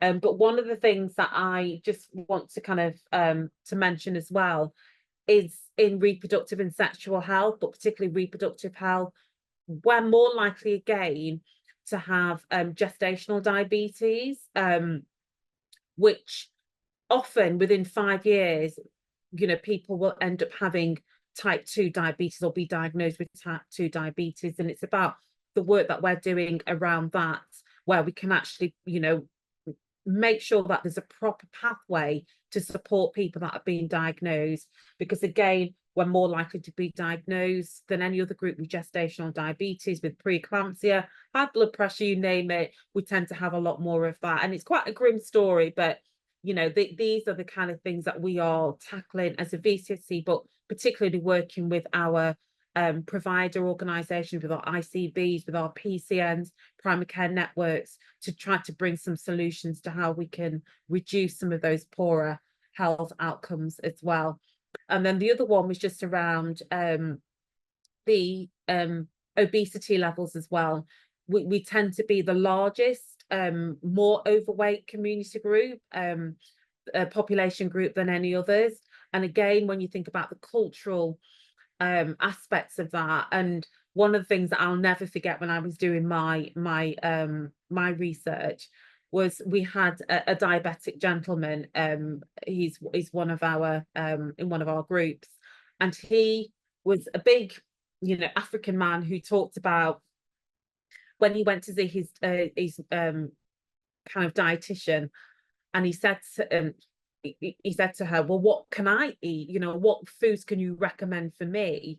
You know, so I can obviously manage my diabetes. And the dietitian said, well, you know, do baked potatoes and beans, you know. And this is a man that's come from Nigeria, and he said, I don't eat that. What can you recommend for me? You know, that's going to be something more cultural. And they had absolutely no idea about how to, you know, advise, give any advice. So what we did was that we created our own food wheel, and we've been working with that and what's going to be good for somebody who's diabetic or somebody who's, you know, got other health problems as well. So we spent a lot of time, you know, doing that, working with our nutritionists to create that. And we have like our healthy heart sessions that focus on that. But things like that. And he was a man that was overweight, but then he also told me about how in our communities as well, especially in certain African communities, we have this thing called fattening diets. So some of you may know that people that are on the larger side, you know, tend to be more desirable. They tend to be more prosperous, or they're viewed to be more prosperous. So if you see somebody that's quite, you know, thin, or maybe not as rounded as what people would expect, is they see them as unhealthy. That's how they're seen in lots of parts of Africa. And so if somebody's getting ready for marriage, what the parents would do is put them in a kind of fattening room, so they could be fat and ready for marriage, and to be seen as more desirable and more wealthy. So we have these kind of cultural issues that we're trying to address as well. How do you support or encourage somebody to be on the smaller side when you've got those cultural challenges as well? So we spend a lot of time looking at those. So this is he came on our health hour to talk about his experience of diabetes. He was diagnosed with type 1 diabetes, and I just want to play a little snippet of what he shared during the health hour that we did on the Saturday. So hopefully you'll be able to hear this.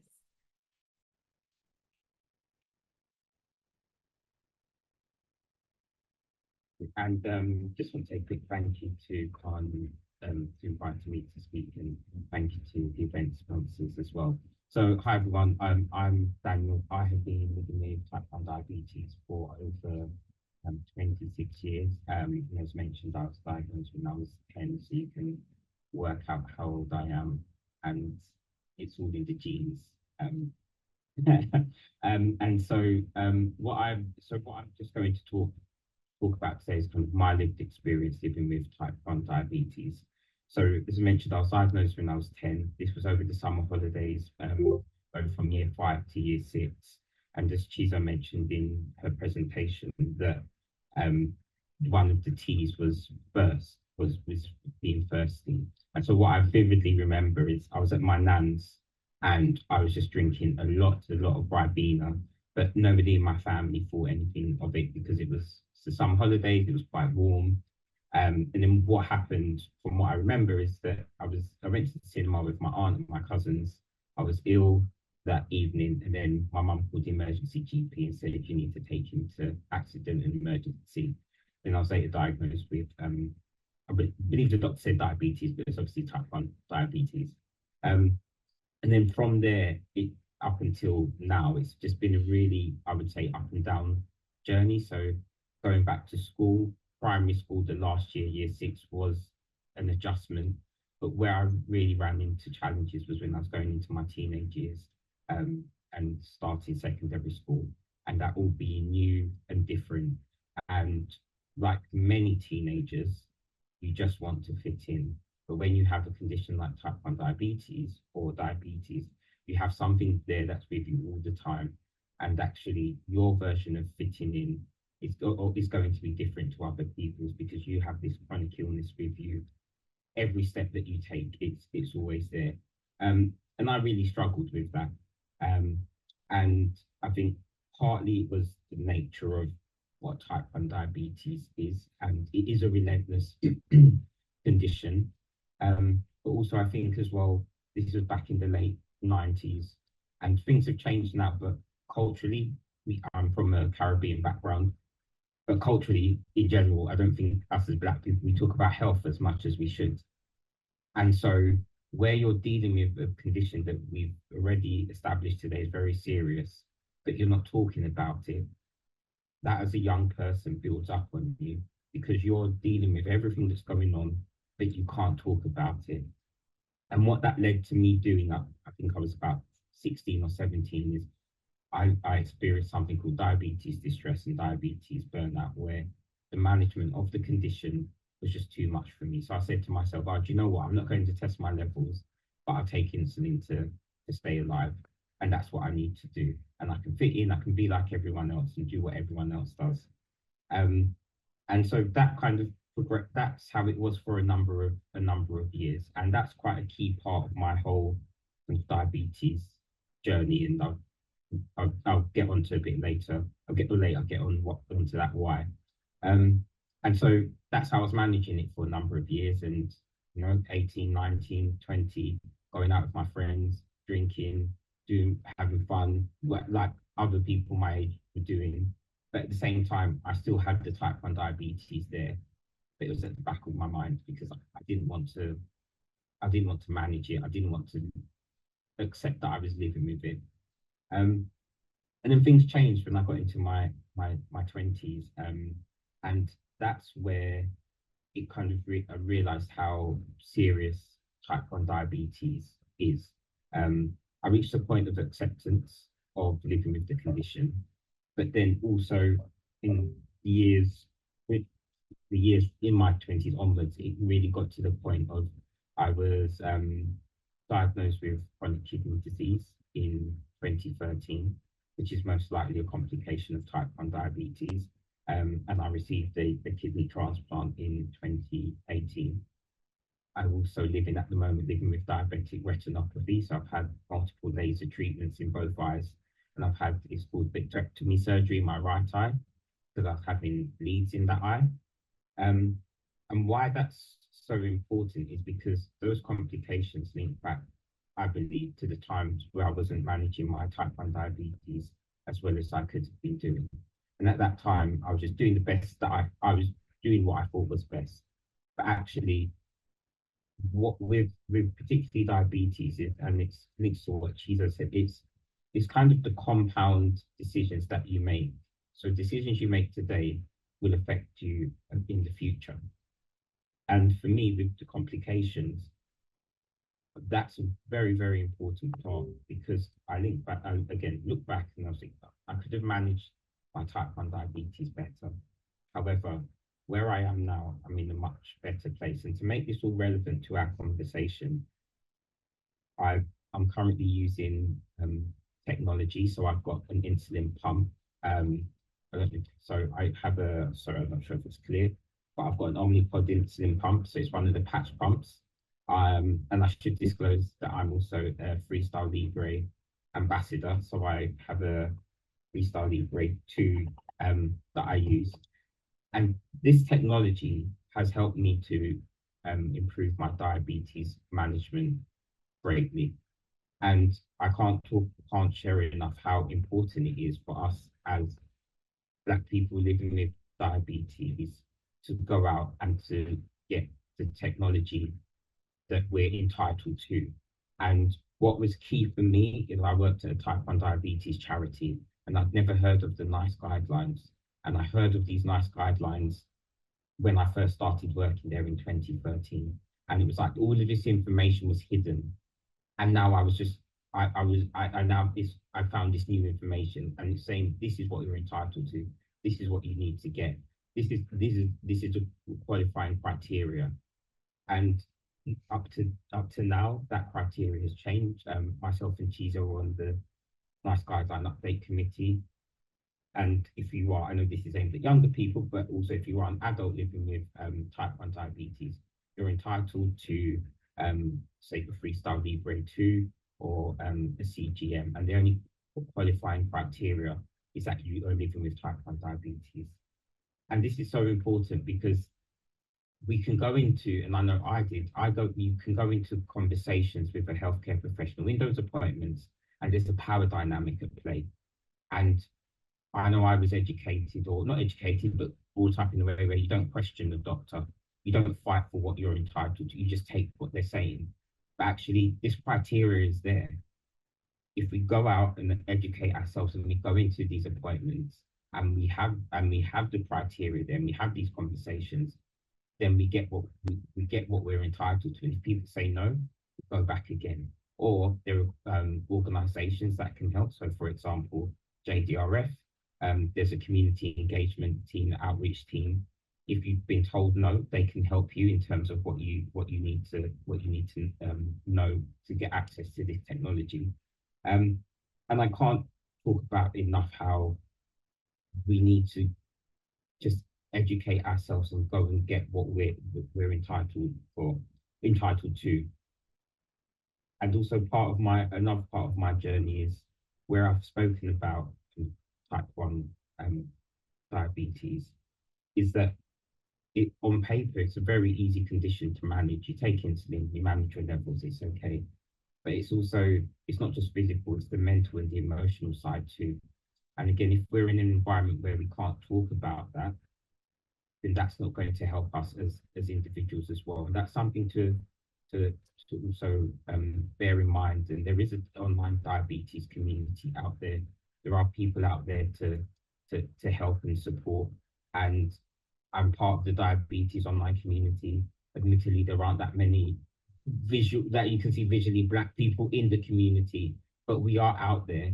But also it's about accessing that community, because there's information there, and we can take what we need from the community and go and get the things that we're entitled to as well. And as I said, and there's kind of just linking back to what Chizo said in terms of the access to technology, particularly for Black children. Yes, there are the systemic racism, systemic challenges there, but we do need to go out and get what we need to improve our own benefits. And it's about us, our own health. It's all about us as individuals. And I can't emphasize that enough. And I feel that I've kind of come full circle with not using technology, not knowing to what the NICE guidelines are, to being part of the committee that's been helped to change the NICE guidelines, and then actually using technology. And I can speak openly about the benefit of it. And I know that people may not want to wear the technology, and they may not want to do that, and I understand that.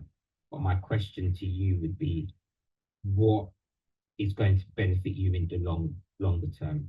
Wearing technology or being conscious of people knowing that you have a condition, because these people will come and go, but the diabetes will be there. And if you know that something can improve your outcomes, then it's a personal decision, but I would strongly push you to look at making sure that you have the technology that you need to improve your diabetes management. And just finally to say, as much as I talk about complications, me experience the complications, and as Chizo said as well, the technology and improving your management, that has helped. And yes, I can't undo the past, but I can do what I can to improve the future. And just one final bit is that another piece of work that I'm involved in, and Chizo is involved in as well, is the Tackling Health Inequalities Commission work with Diabetes UK. And this is really, really important, because as a community, as I mentioned, we're not represented as well as we could be within the diabetes community. But this is our opportunity to feed into this piece of work and to make changes and to bring our lived experience to this commission, where there are people on this commission who come from our backgrounds, who look like us, and can bring it to the fore as well, and look at making changes. So I'm sure it'll be advertised on Calm, but if you see an advertisement to take part in the focus groups, please do that, because our voices need to be heard, our lived experiences need to be heard. And okay, so that was Daniel speaking about his experience and what led to his vision loss and kidney disease and other things as well. So I thought it was really quite good, and we've summarized it just in the on the slide as well, just some of the points that he made, things that I've already mentioned about representation. Sue talked about technology, and Daniel's talked about technology as well. And technology, as we know, it's not for everybody, and we know about issues around poverty and deprivation, and people's access to that is also something that we are mindful of. And yes, so that was Daniel's experience. Just moving on, because I know that we've not got much time, is there was like another little Mentimeter, but I think that, you know, we can skip this, because we have kind of gone through some of these answers. I just wanted to kind of like hear from yourselves about, you know, things that come to your mind when you think about diabetes in the Black communities, and some of the complications, if there's anything else that you're aware of, and some of the contributions to that, and the actions. It was more the last one, the actions that you think that could be taken to reduce diabetes. So in terms of Khan's approach to addressing inequalities, diabetes being one of them, is looking at how we collaborate with community groups to increase diabetes awareness. And I mentioned earlier on about the health hour that we do every Saturday. We've been doing that every Saturday apart from Christmas week and New Year's week. So we've been doing it for 50 weeks of the year. We've been doing health hours online with our doctors, GPs, consultants, and surgeons coming to talk to our community. So we do, on some of those, talk about diabetes awareness, and we do tailor it to the Black community. But we also do other things. So, for example, we lead the diabetes peer-to-peer support programme with our local GPs in North Manchester. And this is just an opportunity for people to talk about their diabetes, their lifestyle, their behaviours. What we found is that when we were asked to do one focus group, and the focus group, after the focus group, people were saying, I need something more, I need more, I need to be with people more to talk about some of their diabetes and to be able to help and support each other. So we were really delighted to be part of that peer-to-peer support programme. And we also do holistic programmes looking at I said earlier on, we can't look at things in isolation. So we take this holistic approach to looking at health inequalities. So we will look at their mental, physical and social well-being as well. And I've also mentioned about the faith-based collaborations. So a lot of what we do, and we were doing this pre-pandemic, we were going into churches, we were doing talks with our clinicians, we bring providers with us as well to come in. So we'd have our own clinicians from the Black community talking about particular health issues. We talk about diabetes, cardiovascular disease, etc.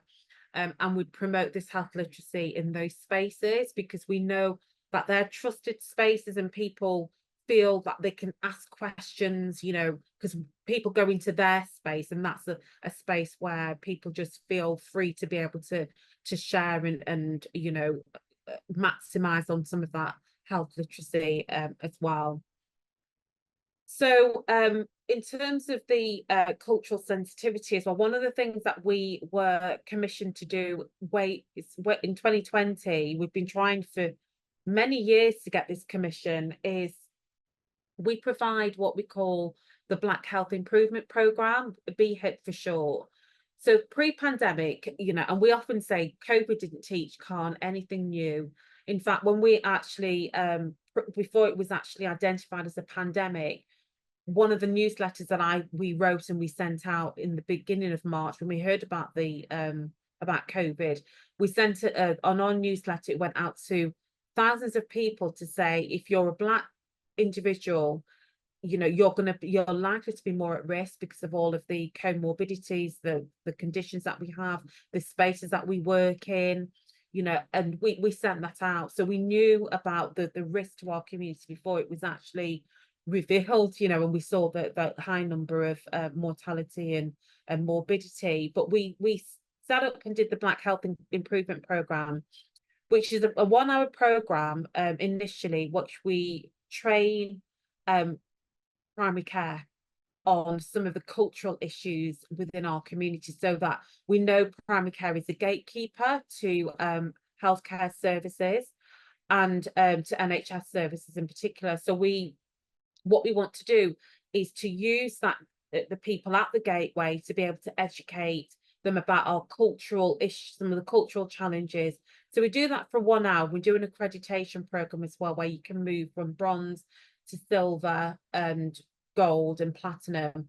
And we've been doing that since 2020, and we've trained thousands of people, GPs now, and other clinicians across primary care, so that they can engage with our communities better. And they've been really, really fruitful sessions that we're actually seeing some really good outcomes from that.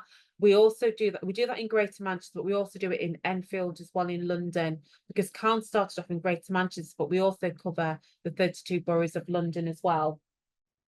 So so that's one of the programs that we do, and we focus on cultural practices, diet, health factors and things like that are going to be really kind of prevalent and of issue for many Black people that go through the doors of a general practice.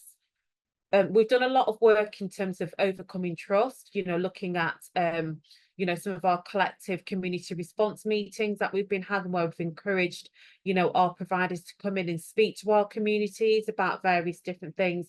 so that when you actually approach, you know, somebody from, you know, NHS or wherever, that there is, you know, that building of those relationships, and people feel empowered to be able to ask questions as well. So we do a lot of that kind of engagement.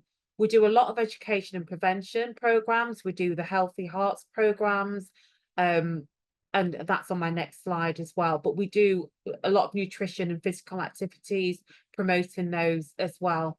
But one of the things that I just wanted to kind of like draw on was the personalization agenda, because one of the things, and I use the term benchmarking a lot, because what we find is that a lot of strategies are tailored towards white majority populations. They don't really account for our communities. So what we and we've picked up a lot on this, we're in part of a precision study with the university, a number of universities, and we know things, for example, the HbA1c doesn't really detect either over or under diagnosis diabetes in the Black community. We know about things like the you know, the pulse oximetry as well, that's not detecting oxygen levels as they should. We know things like food wheels, you know, we talked about that earlier on. You know, so what we're saying is that we need to start looking at how we can create some of these personalized, you know, look at the person and create a plan around the person, because not everything fits everybody in the same way. So we very, very much focused on, you know, how we can work with, you know, our partners to be able to produce some of that work. So again, we know about the EGFR, although it's changed now, it's been corrected. We knew that didn't calculate for Black communities in the same way.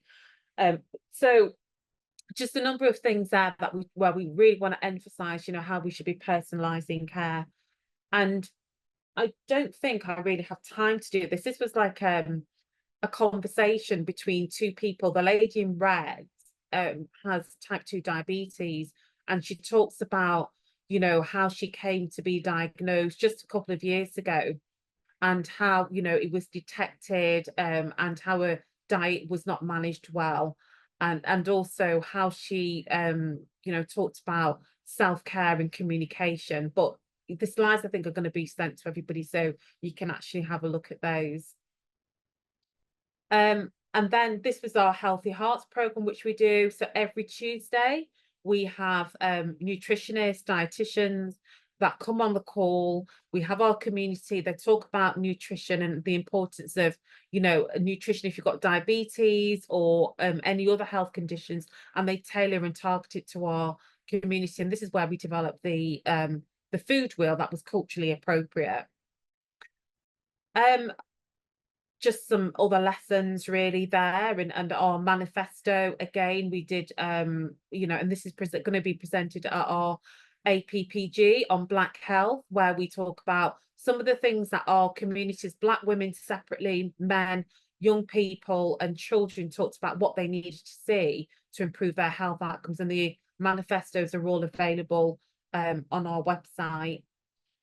And then we have this call to action. It's asking healthcare providers to look at improving their cultural competency and building trust with Black communities, supporting the initiatives that address some of those social determinants. We work very collaboratively with our housing, policing and all of those, and also communities, encouraging community participation in screening programs. So how do we build the trust really and get them to engage early around some of these risk factors that we've got? And that's kind of like it really. This is just my summary. And thank you, Sanjay.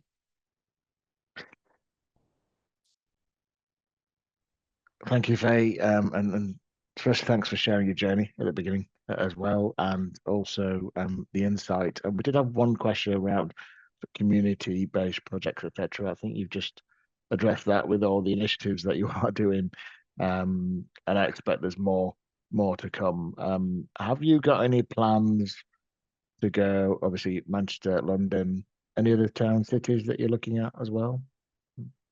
But Cairn started off in Greater Manchester, and it's now a national organisation. So we do work across the Northwest, but we also work across the 32 boroughs of London. So if anybody's heard of London Inspire programme, which is in London, and it looks at how we can bring communities together to address Black health. So we have, it's like an umbrella organisation or programme. So Khan facilitates that across 32 boroughs. All the ICBs are involved. And it's very, very much about how do we enable community groups to do what they do best, but also do that with the support of our provider organisations with funding as well.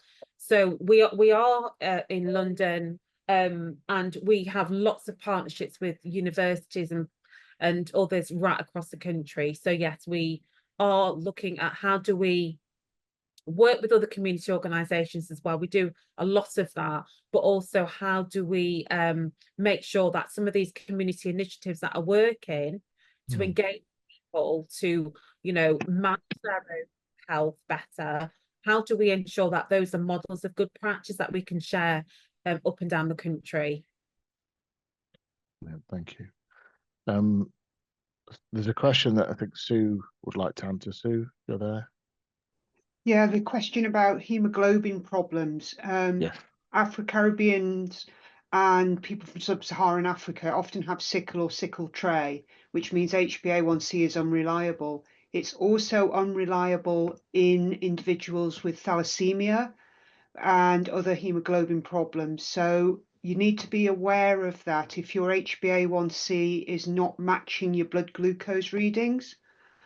And healthcare professionals do know that, but the problem is fructosamine is only, as the questioner says, the last 3 to 4 weeks of HbA1c equivalent. So you've got to use probably more glucose monitoring, and even CGM monitoring if you've got hemoglobin problems. It's something we also use in pregnancy as well, if we've got problems in pregnancy, because red cell turnover is 3 to 4 months. Pregnancy is only 40 weeks. So fructosamine is not just used in hemoglobin problems. Thank you, Sue. Faye, just you mentioned about the food wheel, etc. So addressing, you know, the cultural variances as well through food. Any other resources that spring to mind that would benefit the communities and also, I suppose, driving that trust and engagement piece as well a little bit more as well. So. Yeah, so yeah, there are different resources. I think most of what we tend to do is education awareness. So we, for example, like the BHIT that we've talked about, we'll do lots of you know, shared about the health hours that we do. We do develop fact sheets. We do have as well on our YouTube channel, we've got a lot of information from our Healthy Hearts programs as well, where people can just go on, and if you wanted to find out something on diabetes, that you will be able to find it on that channel as well. But yes, we're developing a lot of resources. We work with a lot of provider organisations as well. I'm talking about NHS. We do a lot of support for the NHS. So they put out some that information, it's culturally appropriate. I don't know if you might maybe started to see some of the imagery and things like that are now more inclusive. But you know, some of it is about how that filters down to people on the ground. It's a bit like when we talk about sickle cell, you know, I always remember, you know, why are we not teaching about sickle cell? Why is it when somebody's in a sickle crisis, you end up in A&E and nobody knows how to look after you? You're treated, you know, really, you know, inappropriately. So it's about how do we make sure that this information is actually shared with people that are providing the care as well. But we're doing a lot in communities. We have a lot of resources, lots of leaflets and posters and different things that are available, videos for people to use if they want to get some culturally appropriate kind of advice that you can give to your patients and service users. Okay, I guess everything's available through your website as well. Yeah, but we have a newsletter as well. So the newsletter, you know, we put out every other week. Is available as well for people just to see what kind of things that we're doing. We're just always trying to promote equity. One of I'm doing at the University of Bolton is they're just about to start their medical school. So I lead health, it's Health Equity and Social Justice Institute there, and they're just about to start their medical school. We're going to start with them first. How do we embed equity in the curriculum? Because it's not necessarily a requirement from the GMC or the NMC. But how do we make sure that when people are actually being taught, that they are looking through an equity lens, whether you're female, Black, whatever, so a lot of what we do spills over into lots of different agencies as well, whether it's housing, policing, just to make sure that people get that holistic, equitable support that they need. So yeah, so there's lots that go on. There's so much that go on. And we've Black Healthcare Awards as well. We just did that in July in London, and that was so much about the amount of work that's going on, the publications that people are doing, and the expertise is phenomenal within the Black community, but it's just not really shared enough. So yeah, we do a lot of that, kind of promoting some of that work that's going on as well. Great stuff. One question. I read somewhere that fructosamine does not have an agreed interpretation of the results. Is this correct, please? I think that'll have to go to Sue. I know it's not a measure that we should be using in isolation, the HbA1C, definitely, but you might be able to answer the question, Sue. There is no agreed measurement, but there is an HbA1c equivalence given. So because I am old enough to remember the days before we had HbA1c, and I have come through a career of multiple changes, and we used to use fructosamine back in the 80s and 90s. So what you do is you set ranges of fructosamine relative to targeted HbA1c. So when it's reported, it goes to Hull to be reported, and Hull will give you a representative HbA1c. And I'm not got the units in front of me, but under 300 equates to a reasonably good HbA1c. And that doesn't depend on whether you've got thalassemia or sickle, because it's measuring something different. But you need to have it measured more frequently than HbA1c, because it isn't over the same length of time, if that helps the individuals. Thank you, Sue. If there's not any more questions, can't see any more coming through right now. We've got a 10-minute break right now, so thank you, Faye, again, and look forward to your final thoughts at the end of the session. We'll go to a break and then we'll reconvene around 2:15.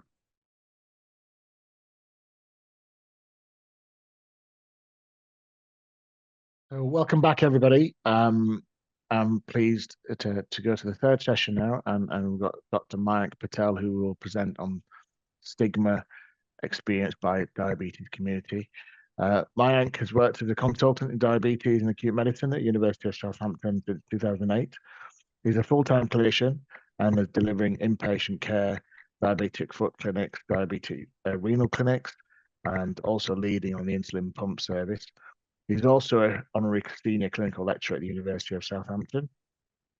He has a keen interest in education, both for patients, people living with diabetes, the public, and healthcare professionals, and also has developed and co-developed the microguide Diabetes, which is a smartphone application.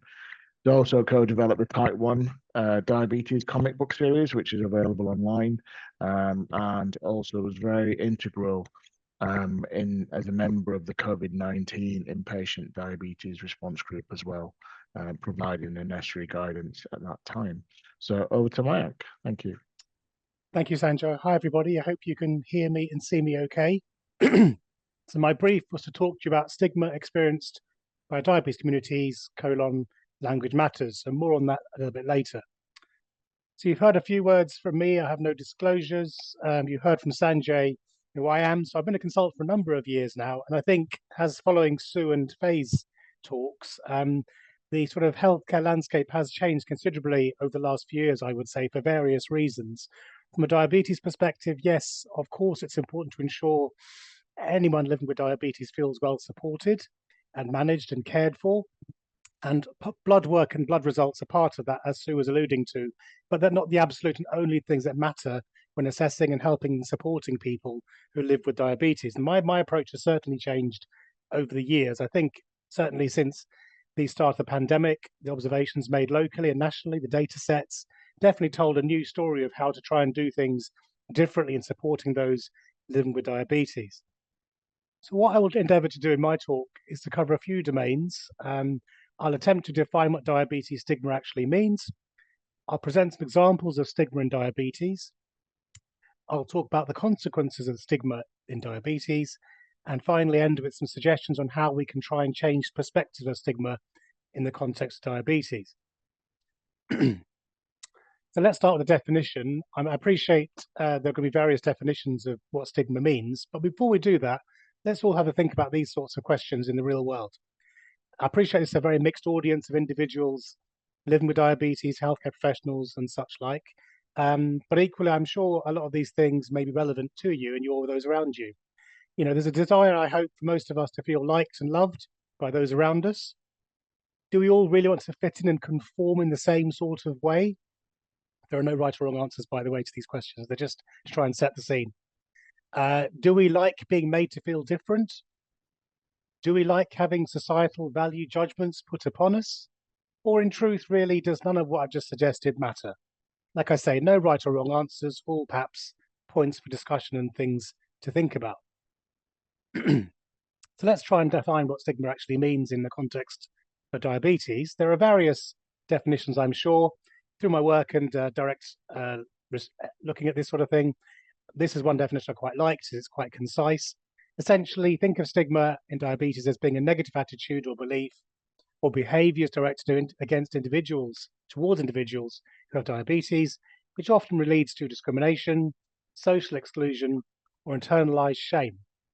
And this stigma often can arise from misconceptions about what diabetes is.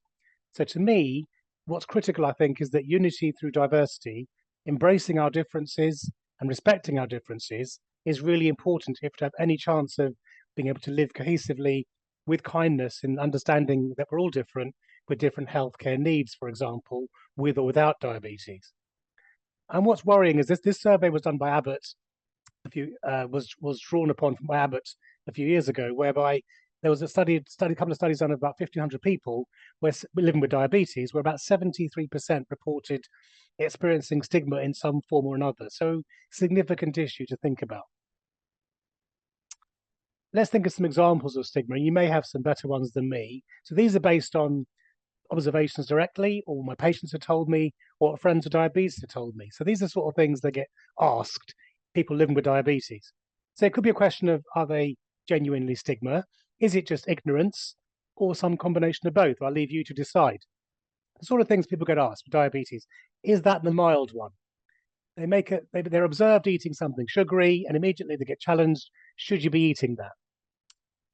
There's a question when they first present, they have diabetes, someone asks them then, how did you let yourself get diabetes? Along the sweet food element, someone eating sweets, they might be treating a hypo, for example, and somebody says to them, are you sure you can eat sweets? One of the worst examples I've seen is from a patient of ours who was a hospital patient and was actually asked by a junior nurse when told she has diabetes. The next question was, oh, is that because you had too many cakes as a child? Shocking. One of my patients in youth, his friends, inverted commas, would call him junkie because he'd be injecting insulin, but they took that as a pet name for him as friends. Interpret that as you will. Again, we have individuals asking the question, isn't diabetes something that's old or overweight people get? Concerningly, somebody's had said diabetes. Oh, my grandmother died of that, as the opening gambit when first being mention of diabetes. Direct questions to some people, do you worry about going blind or losing a leg?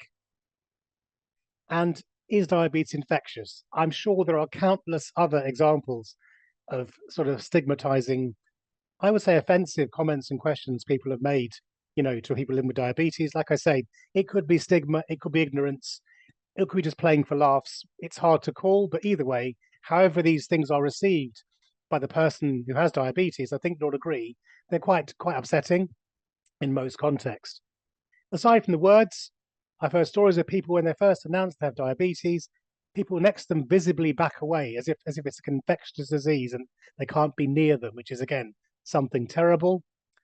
And my last point here about nightclubs and police cells, this again from real world experience and from literature, there are horror stories of individuals, young people with type 1 diabetes, being refused entry into nightclubs because they're carrying an insulin syringe, which has been misunderstood to be a drug, and therefore they're banned and barred and can't go clubbing with all their friends. And so another situation whereby they feel different and singled out.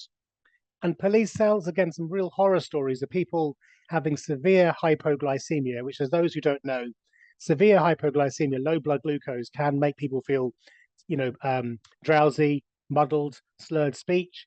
And to the uneducated, that can sometimes mirror a situation of someone being under the influence of alcohol. And there are horror stories of people being put in police cells as the police individuals thought these people were drunk, which was not the case. They actually had hypoglycemia. So we've got a lot of work to do in this area around stigma and diabetes. And when you think of stigma, it's not just about the words that I've just given examples of. It's recognizing that there are these beliefs that people have diabetes as a consequence of the lifestyle choice they've made, or that it makes something about a comment about the person's ability to self-control their health, for example, both of which are absolutely not true. And there are various themes to think about with stigma. So if somebody has diabetes and some sort of blame and judgment, if you have type 2 diabetes it's not often the case where individuals feel blamed. They're shamed for this, inverted commas, self-inflicted condition. And people just assume that it's a consequence solely of lifestyle choices this person's made, with no kind of consideration of the fact there's genetics involved, environmental triggers, and other factors that could have took the person on to develop diabetes, not just black and white, simply based on what they eat or lack of physical activity, etc. And again, there are people with type 1 diabetes face similar situations of blame. Again, misconceptions where it comes from. Is it something they've done, something their parents did, that made them have developed their diabetes? And this is presented to them as a kind of an issue and can be deemed can be sort of taken to be quite offensive. In the workplace, we recognize that, as I think Faye alluded to, there are situations when if you have diabetes, regardless of the color of your skin, you may unfortunately face discrimination of sorts because people make some judgments about your ability to do the job. So you may get overlooked for a promotion, for example, or be unfairly scrutinized based in terms of your productivity, your attendance record. Maybe you have to go to health appointments and hospital appointments. That's something we're all entitled to do. But if somebody unfortunately takes that the wrong way and overthinks it, it may translate. They make a direct assessment. Well, if he's in hospital or they're in hospital, they can't obviously do the job. That's unfair, of course. Similarly, with workplace discrimination, there are situations when we know people have to administer insulin or check their blood sugar levels physically. The place to do that is often very difficult. And there's a horror stories of people being told, my patients tell me this, they've been told to go to the toilet and sit in a cubicle to go and do their injections or check their blood glucose. It's just wholly inappropriate. And sometimes, though we encourage people living with diabetes using insulin, for example, to carry sugar-based snacks on their person to keep them safe from possible risk of sugar levels falling, causing hypos, there are often situations when the workplace will not have any kind of provision in the situation where somebody may have run out of their snacks or such like. So that's obviously a problem as well. And it may also make the situation that if somebody has to test sugars regularly and is made to feel, guilty for having to do it, have people roll their eyes at them or staring at them, this can lead to social isolation. And we all know too well the last few years what that told us about social isolation, lockdowns and such like. It's a painful, painful business. If all your friends are going out and you feel you can't because you're going to be looked at differently or pointed at or have your someone's eyes rolled because of what you're doing, it's hard for some individuals to feel they can go out comfortably. They'll feel very self-conscious, and therefore they may just feel, do you know what? I won't go to a dinner party or a buffet meal. There's just too many questions, too many jokes at my expense. It's just exhausting. No, thank you. That's a very sad thing that happens in some cases as well. And again, sometimes when friends and family, inverted commas, who are supposed to be on the person's side, they often, sometimes they find the comments they make, they sometimes think I'm sure it's the first time this person's heard this question, you know, ha ha, that sort of thing, without fully realizing how hurtful it can be for this person to repeatedly hear these sorts of challenges and comments about living with diabetes. So it's difficult and can make life very challenging for a lot of people. And it's not just families and friends and workplace colleagues. Unfortunately, healthcare is not exempt from this, unfortunately. I work in a hospital, so I've seen it, you know, I see it all the time.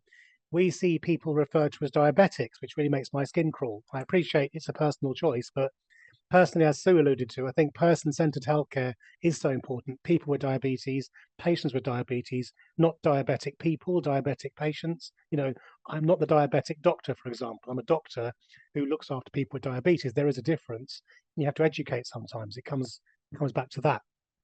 And we get individuals, sadly, in other clinics, not diabetes clinics, I'd like to think, where they attend a different clinic and they get some judgmental attitudes from other non-specialist healthcare professionals who again mirrors the comments I made earlier about making assumptions about non-compliance or developing diabetes because of something this person has done directly, or you know, blaming, shaming, citing irresponsible decision making on that person's lifestyle choices, which consequently led to this person developing diabetes. And this is all done often, sadly, in that sort of assumptions made in a few seconds without any kind of concept of this person's life and the journey they're on, which is a challenging one in many ways, as again, as Sue and Faye have alluded to. The media perspective, we live in a situation where only bad news headlines seem to sell newspapers. We forget there are, for all the comments about diabetes today, there are numbers of people living very, very well and happily with diabetes, having no kind of issues and are doing okay. Thank you very much. And yet we still see these headlines regularly, diabetics suffering, which again is a demeaning term that people then read, register, and take it with them subconsciously and think, oh, Mr. Smith must be suffering with diabetes. Mr. Smith was probably fine, but it's how we lose those words negatively can really reinforce stereotype and just support that further misconception agenda again. And because of these negative outcomes constantly being highlighted, success and diversity of experience in a positive way is very rarely alluded to. And the language I mentioned about diabetics, yeah, so again, it's something that I don't like the term personally as a label, in the same way I wouldn't want people referred to as epileptics or asthmatics. They're people first. So it's getting these terms, I think, is really important part of person-centered care. Culturally and familial stigma does exist as well. And we know that in certain groups, sadly, there's a situation where having diabetes can be seen as a source of shame, reflection of personal failure again, for different reasons. And therefore, families, communities may choose to shun an individual or not feel comfortable sitting next to this person while they give their insulin. They feel physically repulsed by it, which is really sad, because that's just where education can do so much more than try and break down some of these awful situations. And similarly, it may be the case that goes to the other extreme, where if somebody has diabetes, such as type 1 diabetes, the other family members may feel the need to overprotect or restrict this person's life choices they make because they have diabetes. And therefore, this person is going to be limited in terms of their independent process, what they can do, and be made to feel inadequate, for example, and again, live a less full life than those and their friends around them, for example, enjoying all the multitude of things that life has to offer. So again, it's trying to find that right balance really between the risk of shunning somebody and protecting somebody too much from the wider world outside and letting them choose their own path to a certain extent, but with some support, of course. And that's examples of how stigma may declare itself in the real world. And if we think of the person living with diabetes and what they might perceive and how stigma hits them, this is a word cloud a few years ago undertaken when people talk about stigma, I think beyond diabetes, but you can see a lot of the themes do translate, you know, in terms of having diabetes. There's shame, there's embarrassment, there's humiliation, there's a feeling of disgrace or guilt or dishonor, all stuff I hope I've touched on thus far, whereby having stigma can unfortunately be something that's a real negative feature in somebody's life, which makes life very challenging. So for the individual who has experiencing stigma, there's an emotional impact to this. There'll be a potential feelings of guilt and shame. They'll be made to feel embarrassed. And with this comes risk of the person becoming more anxious about their condition, feeling fed up, low in mood, depression. which may be linked to emotional eating, the wrong foods perhaps, the desire to stop taking medications. They feel stressed. They, as I said, going out, they feel embarrassed or judged or looked at all the time, and afraid sometimes as well, and angry. They have to be in the defensive position all the time, which is not a fair situation for anybody. And because of these consequences, their quality of life, as data has reflected, will show a reduced quality of life and isolation being key themes. Their confidence and self-esteem will have taken a massive knock, often, depending on the circumstances, and all these things can result in diabetes distress or burnout, which is an unfortunate, awful situation. And taking it a step further, if somebody really feels that living with diabetes is a real problem for others, they're going to take it very personally. And on some levels, sadly, it discourages individuals from seeking care in the traditional way. They won't seek advice on their health condition. They won't attend appointments. They won't feel comfortable discussing their diabetes with other people, family or friends. They'll bottle things up. They won't perhaps seek advice when things aren't going to plan.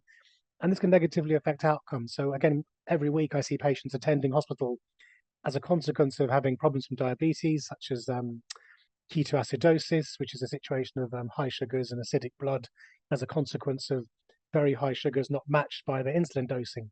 And that could have been held off for various reasons. They were depressed, they had other life factors in the way, just diabetes didn't take a priority for different reasons. They felt constantly a slave to their diabetes and exhausted. Therefore, they just thought, okay, I'll take a bit of insulin, but they miscalculated, misjudged, and therefore sadly risked coming to harm, requiring hospital admission. And of course, that will be the personal consequence to not taking medication, tablets or insulin, because as you all know, months and years of high blood glucose left not in check can risk damage to the body, such as eyes and the kidneys that we've all heard about from Sue and Faye. And the wider consequence that if individuals are being hospitalized for illnesses linked to health states linked to diabetes, it may mean therefore they can't obviously work properly, and that has a wider impact for employers. The wider economy is a risk of individuals taking time off for being sick, being unwell, which we're very keen to obviously reduce as much as possible. And again, as a cases I alluded to earlier, individuals who feel a lack of empathy from the teams looking after them and support can also mean this person, well, what's the point of going to hospital? I went there and the nurse in the ward just told me off for eating the wrong foods or having an HbA1c of 100 millimoles per mole. That's not what we're there to do. And picking up on Sue's questions about medical school undergraduates, it's not going to be solved overnight educating healthcare professionals. I've been a senior doctor for a number of years now, and whenever I take medical students, one of the key things we do with them is press upon the importance of don't just look at the blood results and the test numbers, look at the patient and make an informed judgment about what you're looking at and what the key issues are and what this person's life priorities might be, because they might be slightly different to what you think they might be. So that whole holistic picture is really important. Being socially isolated as a consequence of stigma, again, can lead to discrimination in the workplace, as we mentioned earlier. Social settings, you're getting isolated, you're stuck in a house on your own, stare at the same four walls. Troubles with personal relationships, parents, partners, all these things adversely, negatively affecting quality of life. And if you're in a situation where you can't go out, you can't mix with other people, again, that's very damaging. Eating and things, again, we're aware that there's diabetes situations where individuals perhaps have habits of eating that perhaps not what we'd regard as perhaps most healthy, but some people feel the need to do that to conform and fit in, because otherwise they don't like feeling different. They make choices about their medication doses being just under what they need to be taking, for example. They avoid certain food groups such as carbohydrates in the hope that it will radically improve things. And yes, there's a place for some of these things in different ways, but it shouldn't be done in this kind of isolated, quiet, behind closed doors way. One would hope that individuals living with diabetes felt confident enough to speak up and seek advice from specialist teams, their GP surgery, the practice nurse, around the very basic things that would help them. And we can talk about some resources for support a bit later. But these are some of the threads to be considering. And in terms of counter to how challenging a life with diabetes is, focusing on type 1 just for this slide. Whenever I do a talk on type 1 diabetes to healthcare professionals or others, I do try and remind people that we appreciate how hard a disease it is to live with. There's no question. But it shouldn't be seen as something that you can, you can't reach the glass ceiling, as it were, in terms of where you choose to achieve if you aim high. So all these people here, maybe you like them, you don't like them. That's not really the point. The point is we have newsreaders, ex-prime ministers, famous authors, the villains of TV's Happy Valley, a potential James Bond candidate if you read the press, authors like H.G. Wells, Ed Gamble, who judges on food shows and a stand-up comedian, a award-winning rugby player, Henry Slade, Stephen Redgrave, needs no introduction, Lindsay Hoyle, the Speaker of the House. These are all people who live with type 1 diabetes who have achieved in ways beyond those without type 1 diabetes in these fields. So it's always think about that and persuading and being glass half full, realistically, of course, to persuade people to think you can do good things despite having diabetes. Let's think about how we can try and change perspectives of people's stigma. Not easy, of course, and a key ask of all of this is finding ways to address and reduce stigma in diabetes. And I'm delighted to hear what Sanjay was alluding to earlier. Somebody mentioned a lot of the charities in diabetes in the UK have done a lot of work around stigma and ways in which we can raise public awareness and improve education and get rid of those lazy, casual stereotypes, for example. We've got to try and find ways to promote empathy and understanding. Like I said earlier, it's important we respect people's differences. That's what keeps us connected in truth, and learn from each other and encourage support environments wherever that might be, at home, the workplace, at school, hospitals, etc. You get the idea. And this quote, I think, is one of the quotes I was looking forward to try and answer what I'm trying to convey, really. So, if we can all kind of take a step back for a minute, those who don't have diabetes, and walk around somebody who does, think what this person has to go through, what they see, what they hear, the feelings they may have to experience because of their situation, that might then make you think differently about diabetes and then feel less compelled to make some sort of value judgment on this person who you hardly know. Or maybe you do think you know them quite well, but it may be a conversation opener over coffee, if the person's comfortable, about embracing and discussing diabetes more openly, the sort of elements of which they find particularly challenging, for example.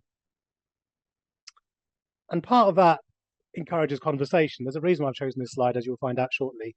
Classic scene from Goldfinger, 1964. Can't believe this film is 60 years old, but there we are.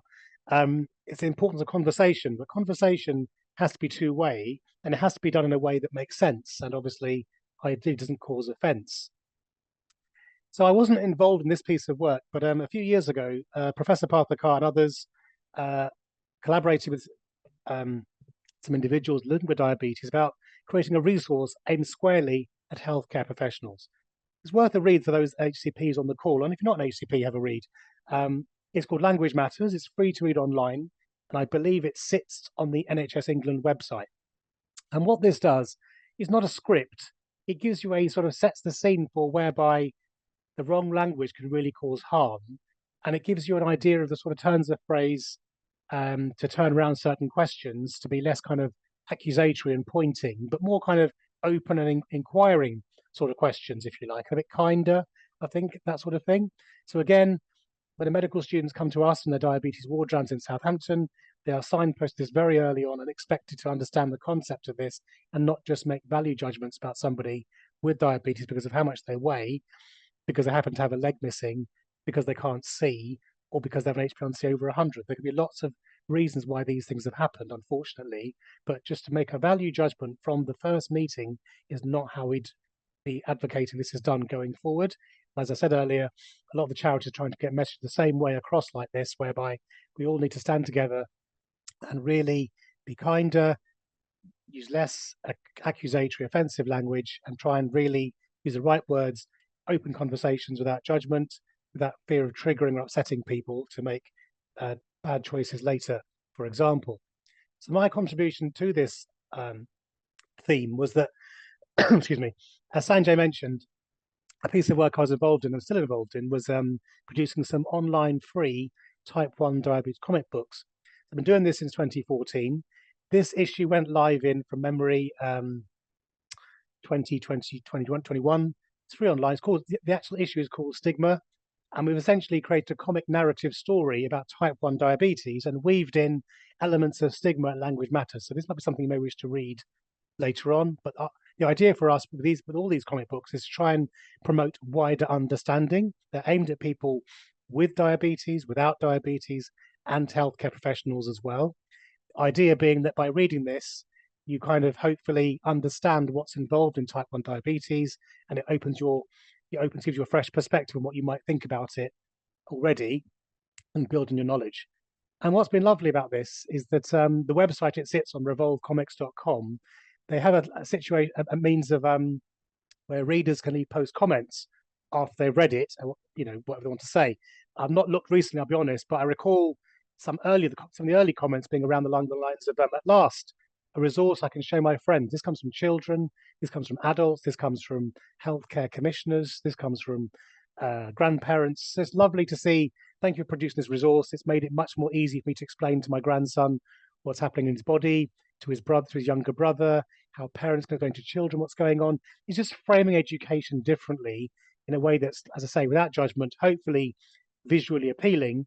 And the narrative and the words, we try and always project a sense of people not feeling alone throughout the whole comic series we produce. So there are currently 5 issues to look at if you're interested, covering different elements of a life with type 1 diabetes.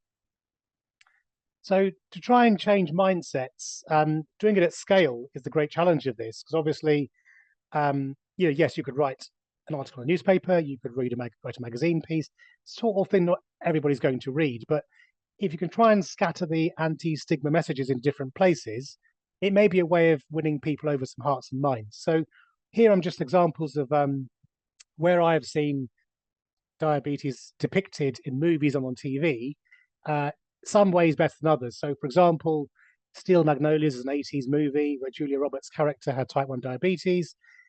Very bottom is Panic Room. Jodie Foster's daughter had type 1 diabetes in the story. And it was just, in truth, I feel, obviously, it's hindsight's a wonderful thing. Probably wasn't framed in the best way in that sense. And again, it may have perpetuated on the stereotype of the myth you still hear these days. Top middle, young Ian Beale, I believe a few years ago, was diagnosed with type 2 diabetes. I'll be very honest, I'm not sure how that storyline has played out more recently. I'm also aware that Hollyoaks, the other soap in Coronation Street, I'm not a soap fan in case you hadn't guessed, have also attempted to cover off diabetes in their storylines, because it is real world. And that's important to reflect their societal, the way they depict members of society in their storylines, Albert Square or Coronation Street, wherever. It should reflect the wider world, really, is my view of these things. So that's important. And on the right, The Godfather, again, a bit more forgiving. It was made in the 1970s. So again, very scary depiction of how diabetes elements were presented in that way. And again, I haven't shown it here, but I just remembered, again, TV does not always get it right. So those who used to enjoy watching Holby City or Casualty, patients would tell me, I can't believe how they got it wrong and depicted the diabetes situation on the ward like this. And you think, yeah, you want to cringe, because these programs have medical advisors, and you wonder, what are these people doing? It does worry me, but we are where we are. So at least you can argue they're trying to make it more mainstream, having diabetes, but I think a bit of work is needed still to make it a bit more finesse around it. Other ways to think about perspectives of others. What's important is if you understand stigma, that can help develop strategies to how to combat, hopefully, and to support those living with diabetes. And it's not going to happen overnight. It's going to require multiple agency involvement and channels to sort of help tackle this, working in the same direction to call up for the same agenda. So, again, from as most basic, if you encounter it and see it in the work, if it's yourself with diabetes, or you see somebody being, not harassed is the wrong word, but somebody being quizzed or something, I suppose, inverted commas, in the wrong way, perhaps take a moment to call it out and just think, actually, what's going on? Just have a think about how that might be affecting that person. As I mentioned about public awareness and education, so tellies, movies, soaps, yes, charity work is critical to all of this, but campaigning to correct misconception is also vitally important.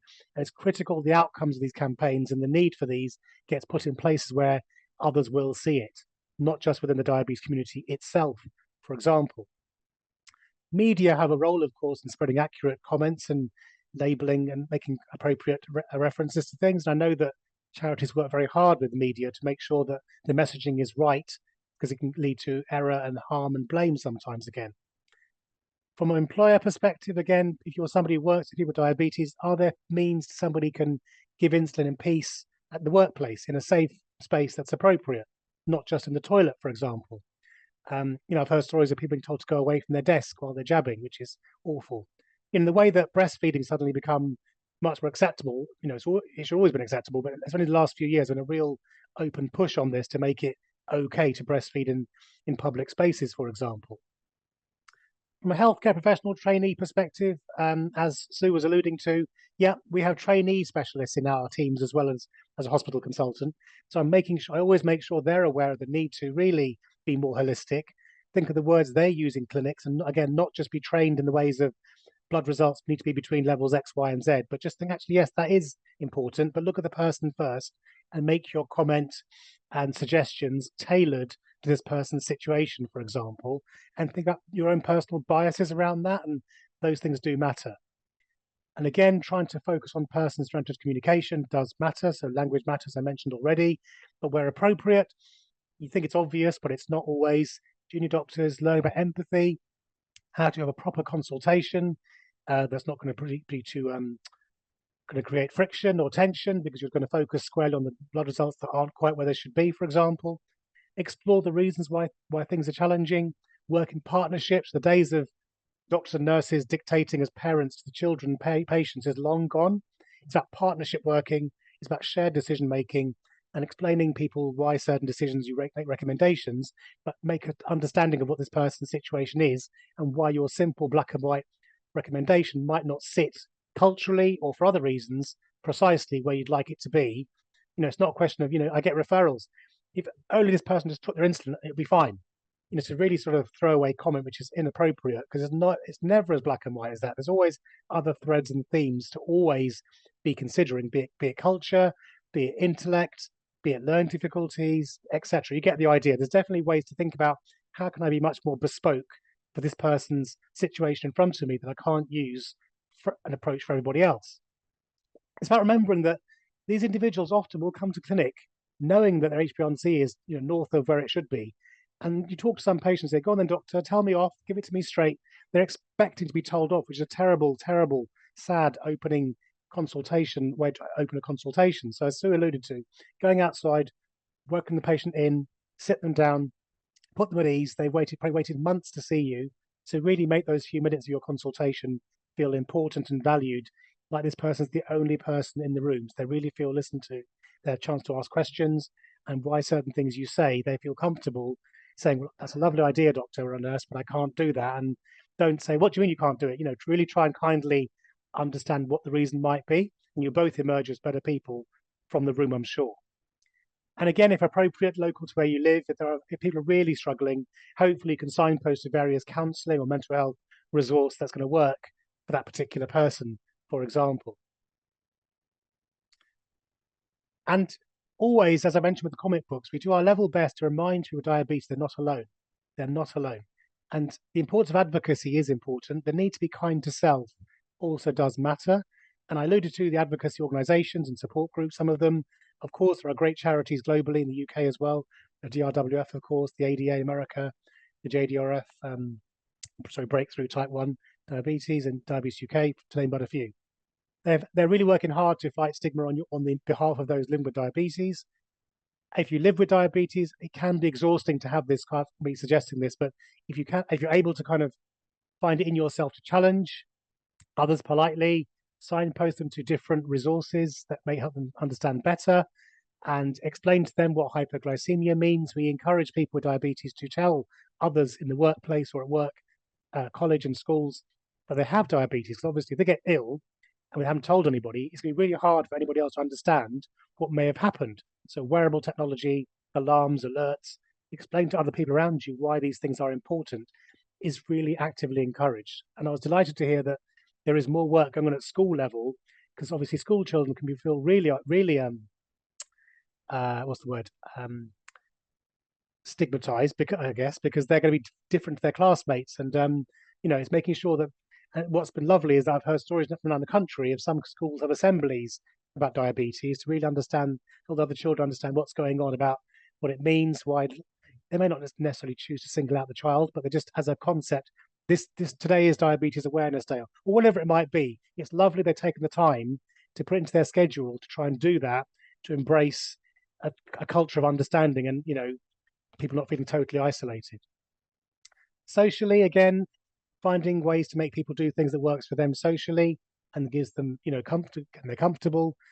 Finding ways to make employers understand. So again, there are advocacy like the charities do have literature, resources they can provide for employers to make your legwork a bit less difficult when you're trying to explain certain diabetes elements, for example. And one hopes that, I mentioned stigma obviously heavily in this, but I think genuinely sometimes it's just genuinely sometimes not someone setting out to be unkind, though I'm sure that does happen sadly. It's generally ignorance often that drives this sort of questions and strange requests of people, strange presumptions and myths that people latch onto. It's because what somebody else told them or they read it somewhere unreputable, for example. And yes, it is exhausting, but if we can try and dig deep and persuade people to offer polite comment back and an effort to correct, and they feel supported by others around them, that will definitely make the world a better place, I think. Policy-wise, I'm not in government, but obviously any legislation is welcome to help protect against discrimination in this way. And any policies that promote better diabetes care, education is important. So lots of, on the back of COVID, certainly in this hospital in Southampton, lots of workplace wellbeing initiatives and those sorts of things popped up. Better trying to understand people's different situations, be it religious, be it medical conditions and that sort of thing, as a way of embracing, as I say, embracing differences and learning from each other. However, if you're someone not living with diabetes as an individual, could you do something? Could you help change perspective yourself? Could you, for example, perhaps feel that you need to educate yourself more about diabetes? And of course, every charity's got a reputable website you can look at to fact check and make sure your assumptions are right, because obviously to assume can make terrible mistakes and misunderstandings worse. I'd encourage you to do your best to support family and friends who have diabetes and work with them and support them.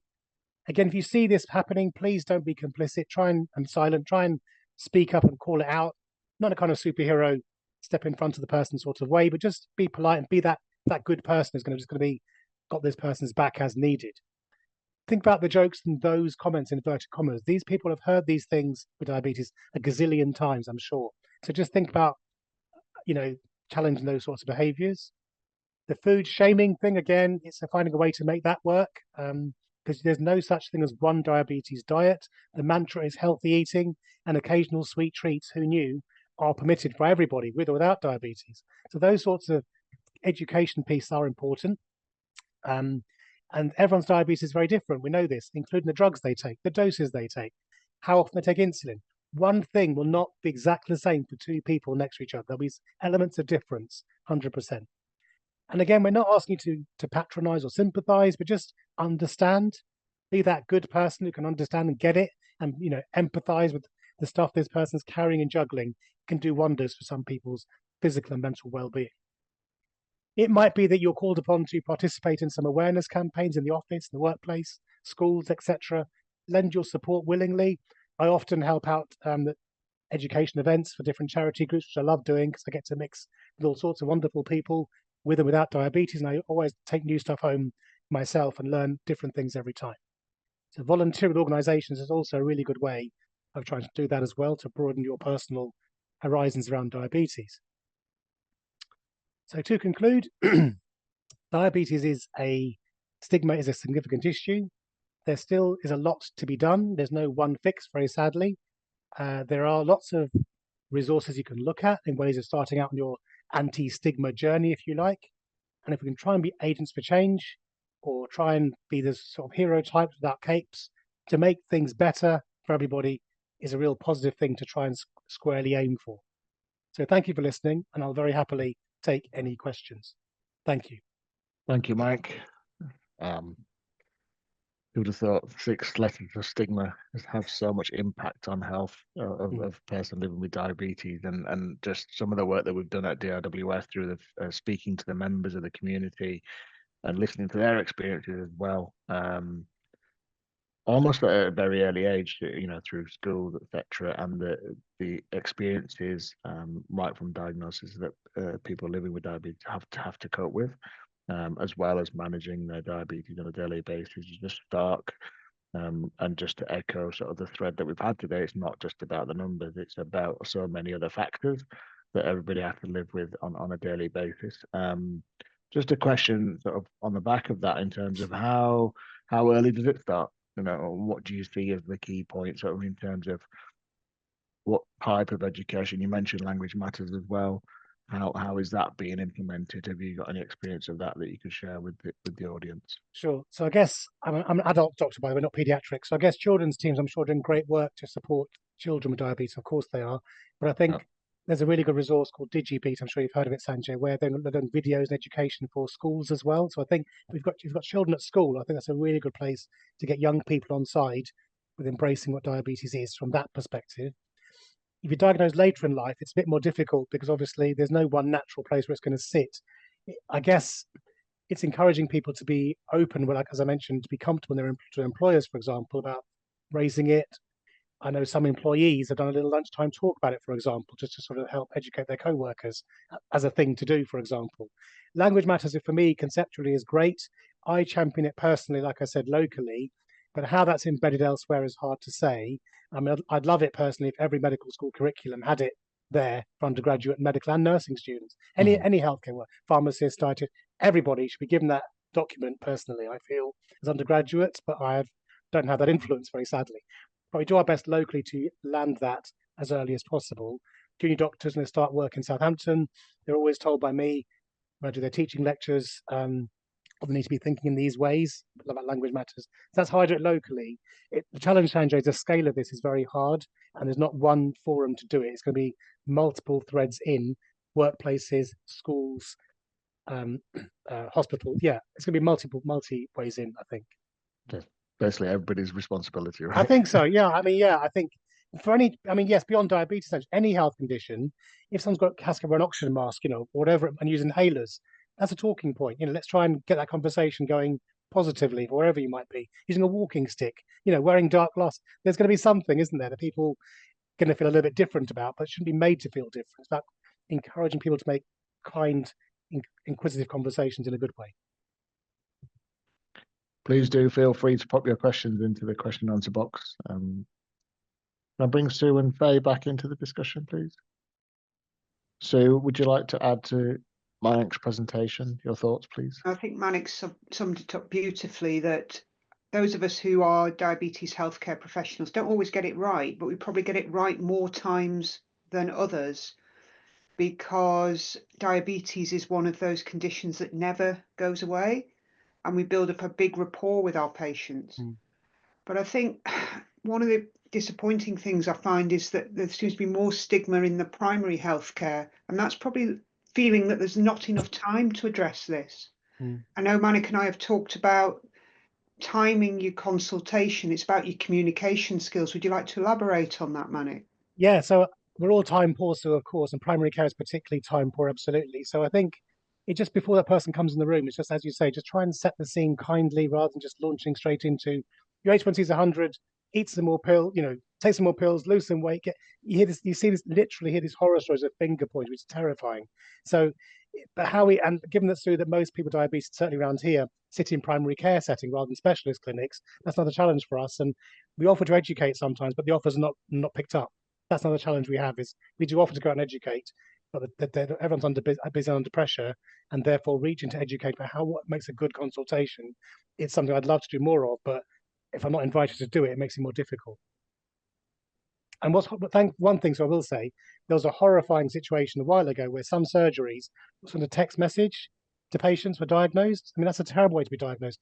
You got diabetes, please book in to get your metformin tablets. I mean, that is just, with no other context, that is horrendous. So I'm aware that Diabetes UK worked very hard to produce some text messages that, if you have to do that, they're a bit kinder perhaps and a bit less hard-hitting and judgmental about how you make the diagnosis, for example. Using tech smartly, I think. Faye, any particular thoughts and comments in terms of especially the Afro-Caribbean community, South Asians, that you come across with respect to stigma? Yeah, I think in the video that we shared, I don't know if you saw that, Dr. Patel, where Daniel shared his story about the stigma of being in school, and yeah, so he kind of talked about that. But I think as well, just I mean, being Black, being Asian, there's already stigma associated with, especially if you've got a health condition that you're living with, and all of the challenges that you face in the workplace. It just adds to Yeah, it does. the kind of the inequality, if you like, that we experience. And it's look at the inequality in general, but also how do we look at that through a different lens if you are Black, if you are Asian, if you do have a disability. So all those intersectional kind of identities that you have, you know, how do you kind of get people to understand that it is almost like doubly hard? Yeah. But you know, living with, and there is that tendency to hide it. It's like sickle cell, you know, people hide it. They don't want to be reminded that they've got this, you know, health issue that they're living with as well. So some of the things that you try to put in place to support people will not want to take them because they don't want to be seen as different, even more different. So yeah, so those are just difficult thoughts really from a kind of racial perspective, if you like. Yeah. So it's back to, I guess, a bit of trust, isn't it? It has to go both ways, isn't it? I think is part of it, isn't it? Find the common ground somehow. Yeah. The trust thing is huge. It's massive. We've got a lot of work to do around the trust, you know, and knowing that if I reveal this to you, it is not going to further disadvantage me. That's where you need to get to that. And this is where, you know, a lot of advocacy comes in, you know, a lot of you know, groups such as Khan will step in and support people. And often we get people just wanting second opinions from people that look like them, or getting advice from people that look like them, because it's not as threatening. So we often find that is something that we need to provide for as well. Just so people don't get more unwell. It's that thing you want to prevent people from getting really unwell. So you provide almost a safeguards for people because you know what some of the challenges actually are. Yeah, sure. Thank you.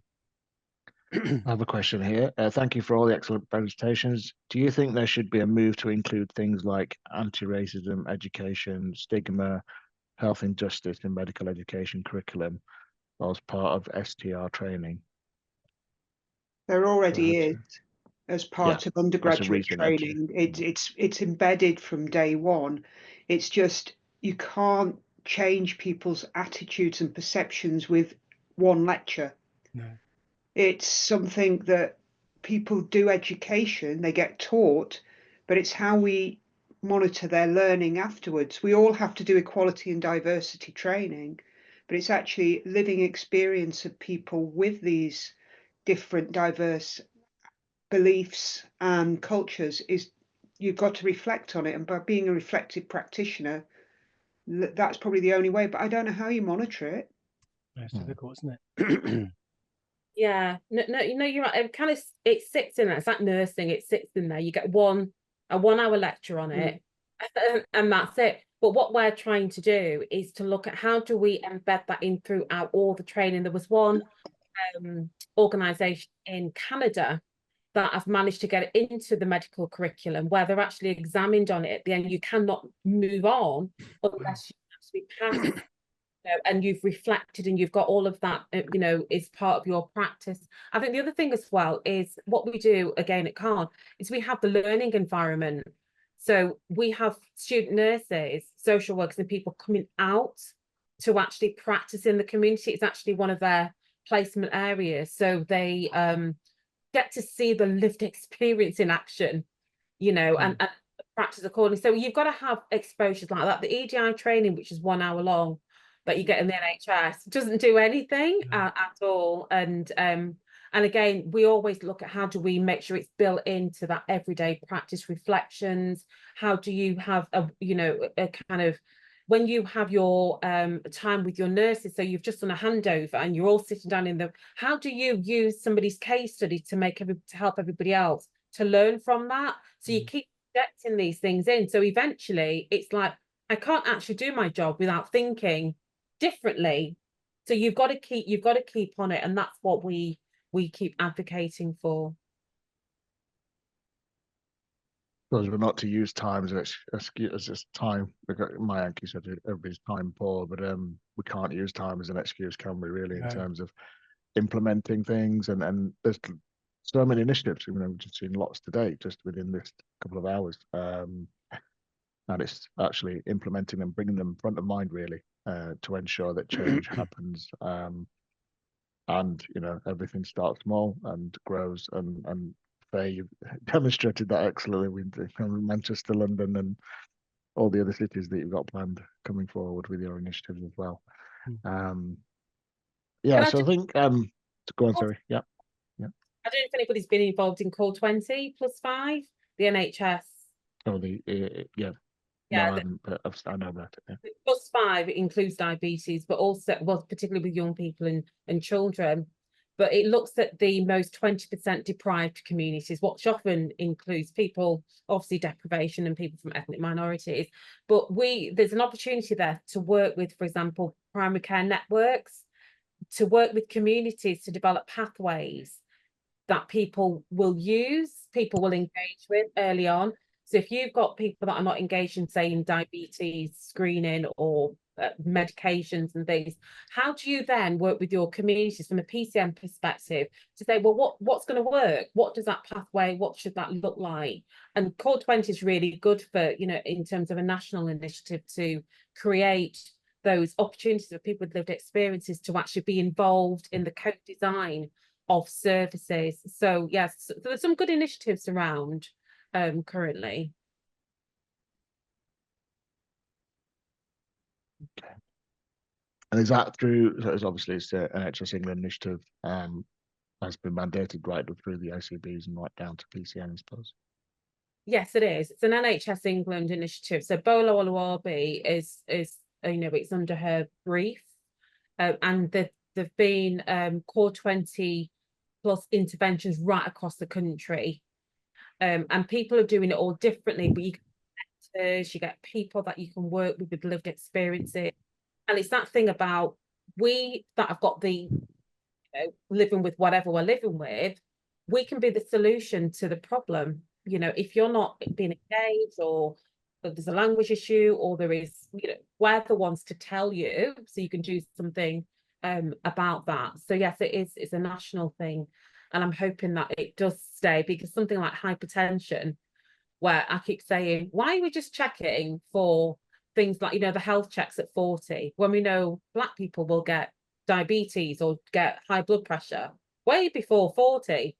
Why are we pushing for things? So, you know, things like hypertension case finding is part of the 5 conditions as well. So it's a really good opportunity to get communities involved, getting the VCSE, etc. involved, working with providers. That also fits with a big push nationally to reduce really aggressively target people under 40 with type 2 diabetes, whatever their backgrounds is. So that could be a way of getting these individuals, because by virtue of being under 40, as you say, can be a way of screening earlier for various hypertension, etc., and getting on board much quicker and earlier, ideally. Exactly. Yeah, it's prevention. Yeah. It's the prevention. Hence your comment about schools, you know, and getting involved in some of this health education early. Really. So the Core 20 for children and young people is also there. Yeah. Do exactly that. Sure. Yeah. But that's got to be taken out with a health professional context and needs to be a bigger public health and social issue. In fact, going to a football match and offering a free blood pressure check on the way in is probably better than doing anything else, because the age group that we're trying to target are not going to get time off work for health checks. They're not going to be attending hospitals and GPs in working hours. We need to think outside the box in how we target. There needs to be much more peer-to-peer work. It's quite interesting in our railway. I've gone back to that. A whole load of the guys have had a health issue that's common to each other.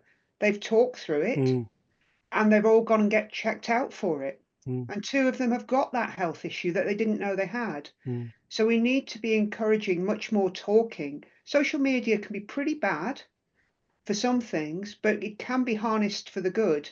And we know that if you have a vested interest in something because a family member has got it, you'll either run or you'll hide. But if your peers got it, you'll probably take it and run with it. And that's what we perhaps need to be doing, is much more self-advocacy rather than medicalising it. What you're doing, Faye, with the community is what we need to be mirroring in other groups, not just ethnic groups. Absolutely. Yeah, you just need to go where people are, because they're not you. So going into barber shops, we're going to community centres, churches. I think the only issue then is the follow through.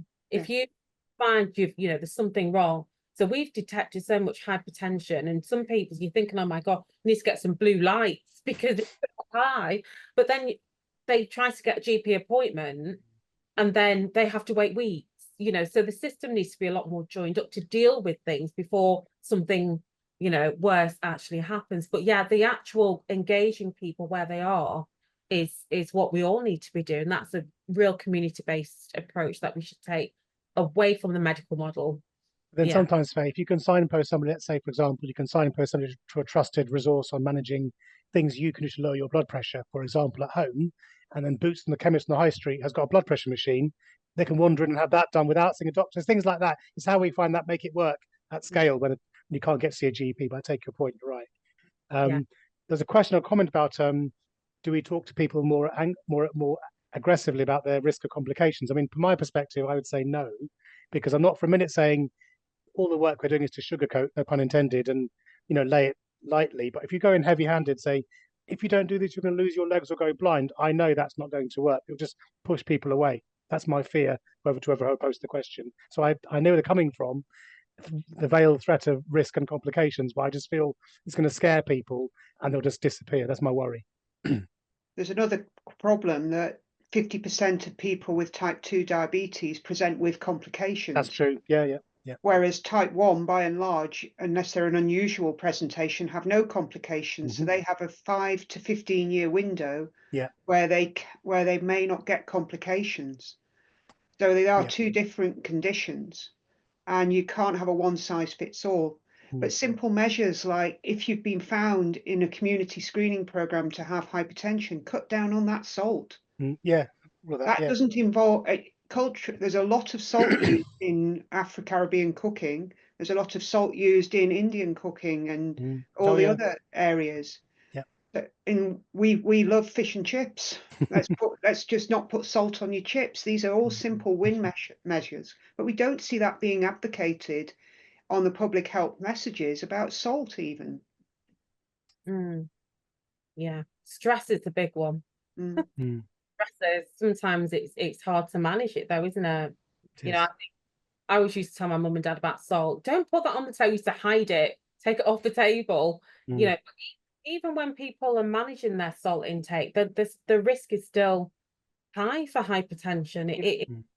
It's almost like it's inbuilt in Black people's DNA, because we, regardless of what we do, so it's still there.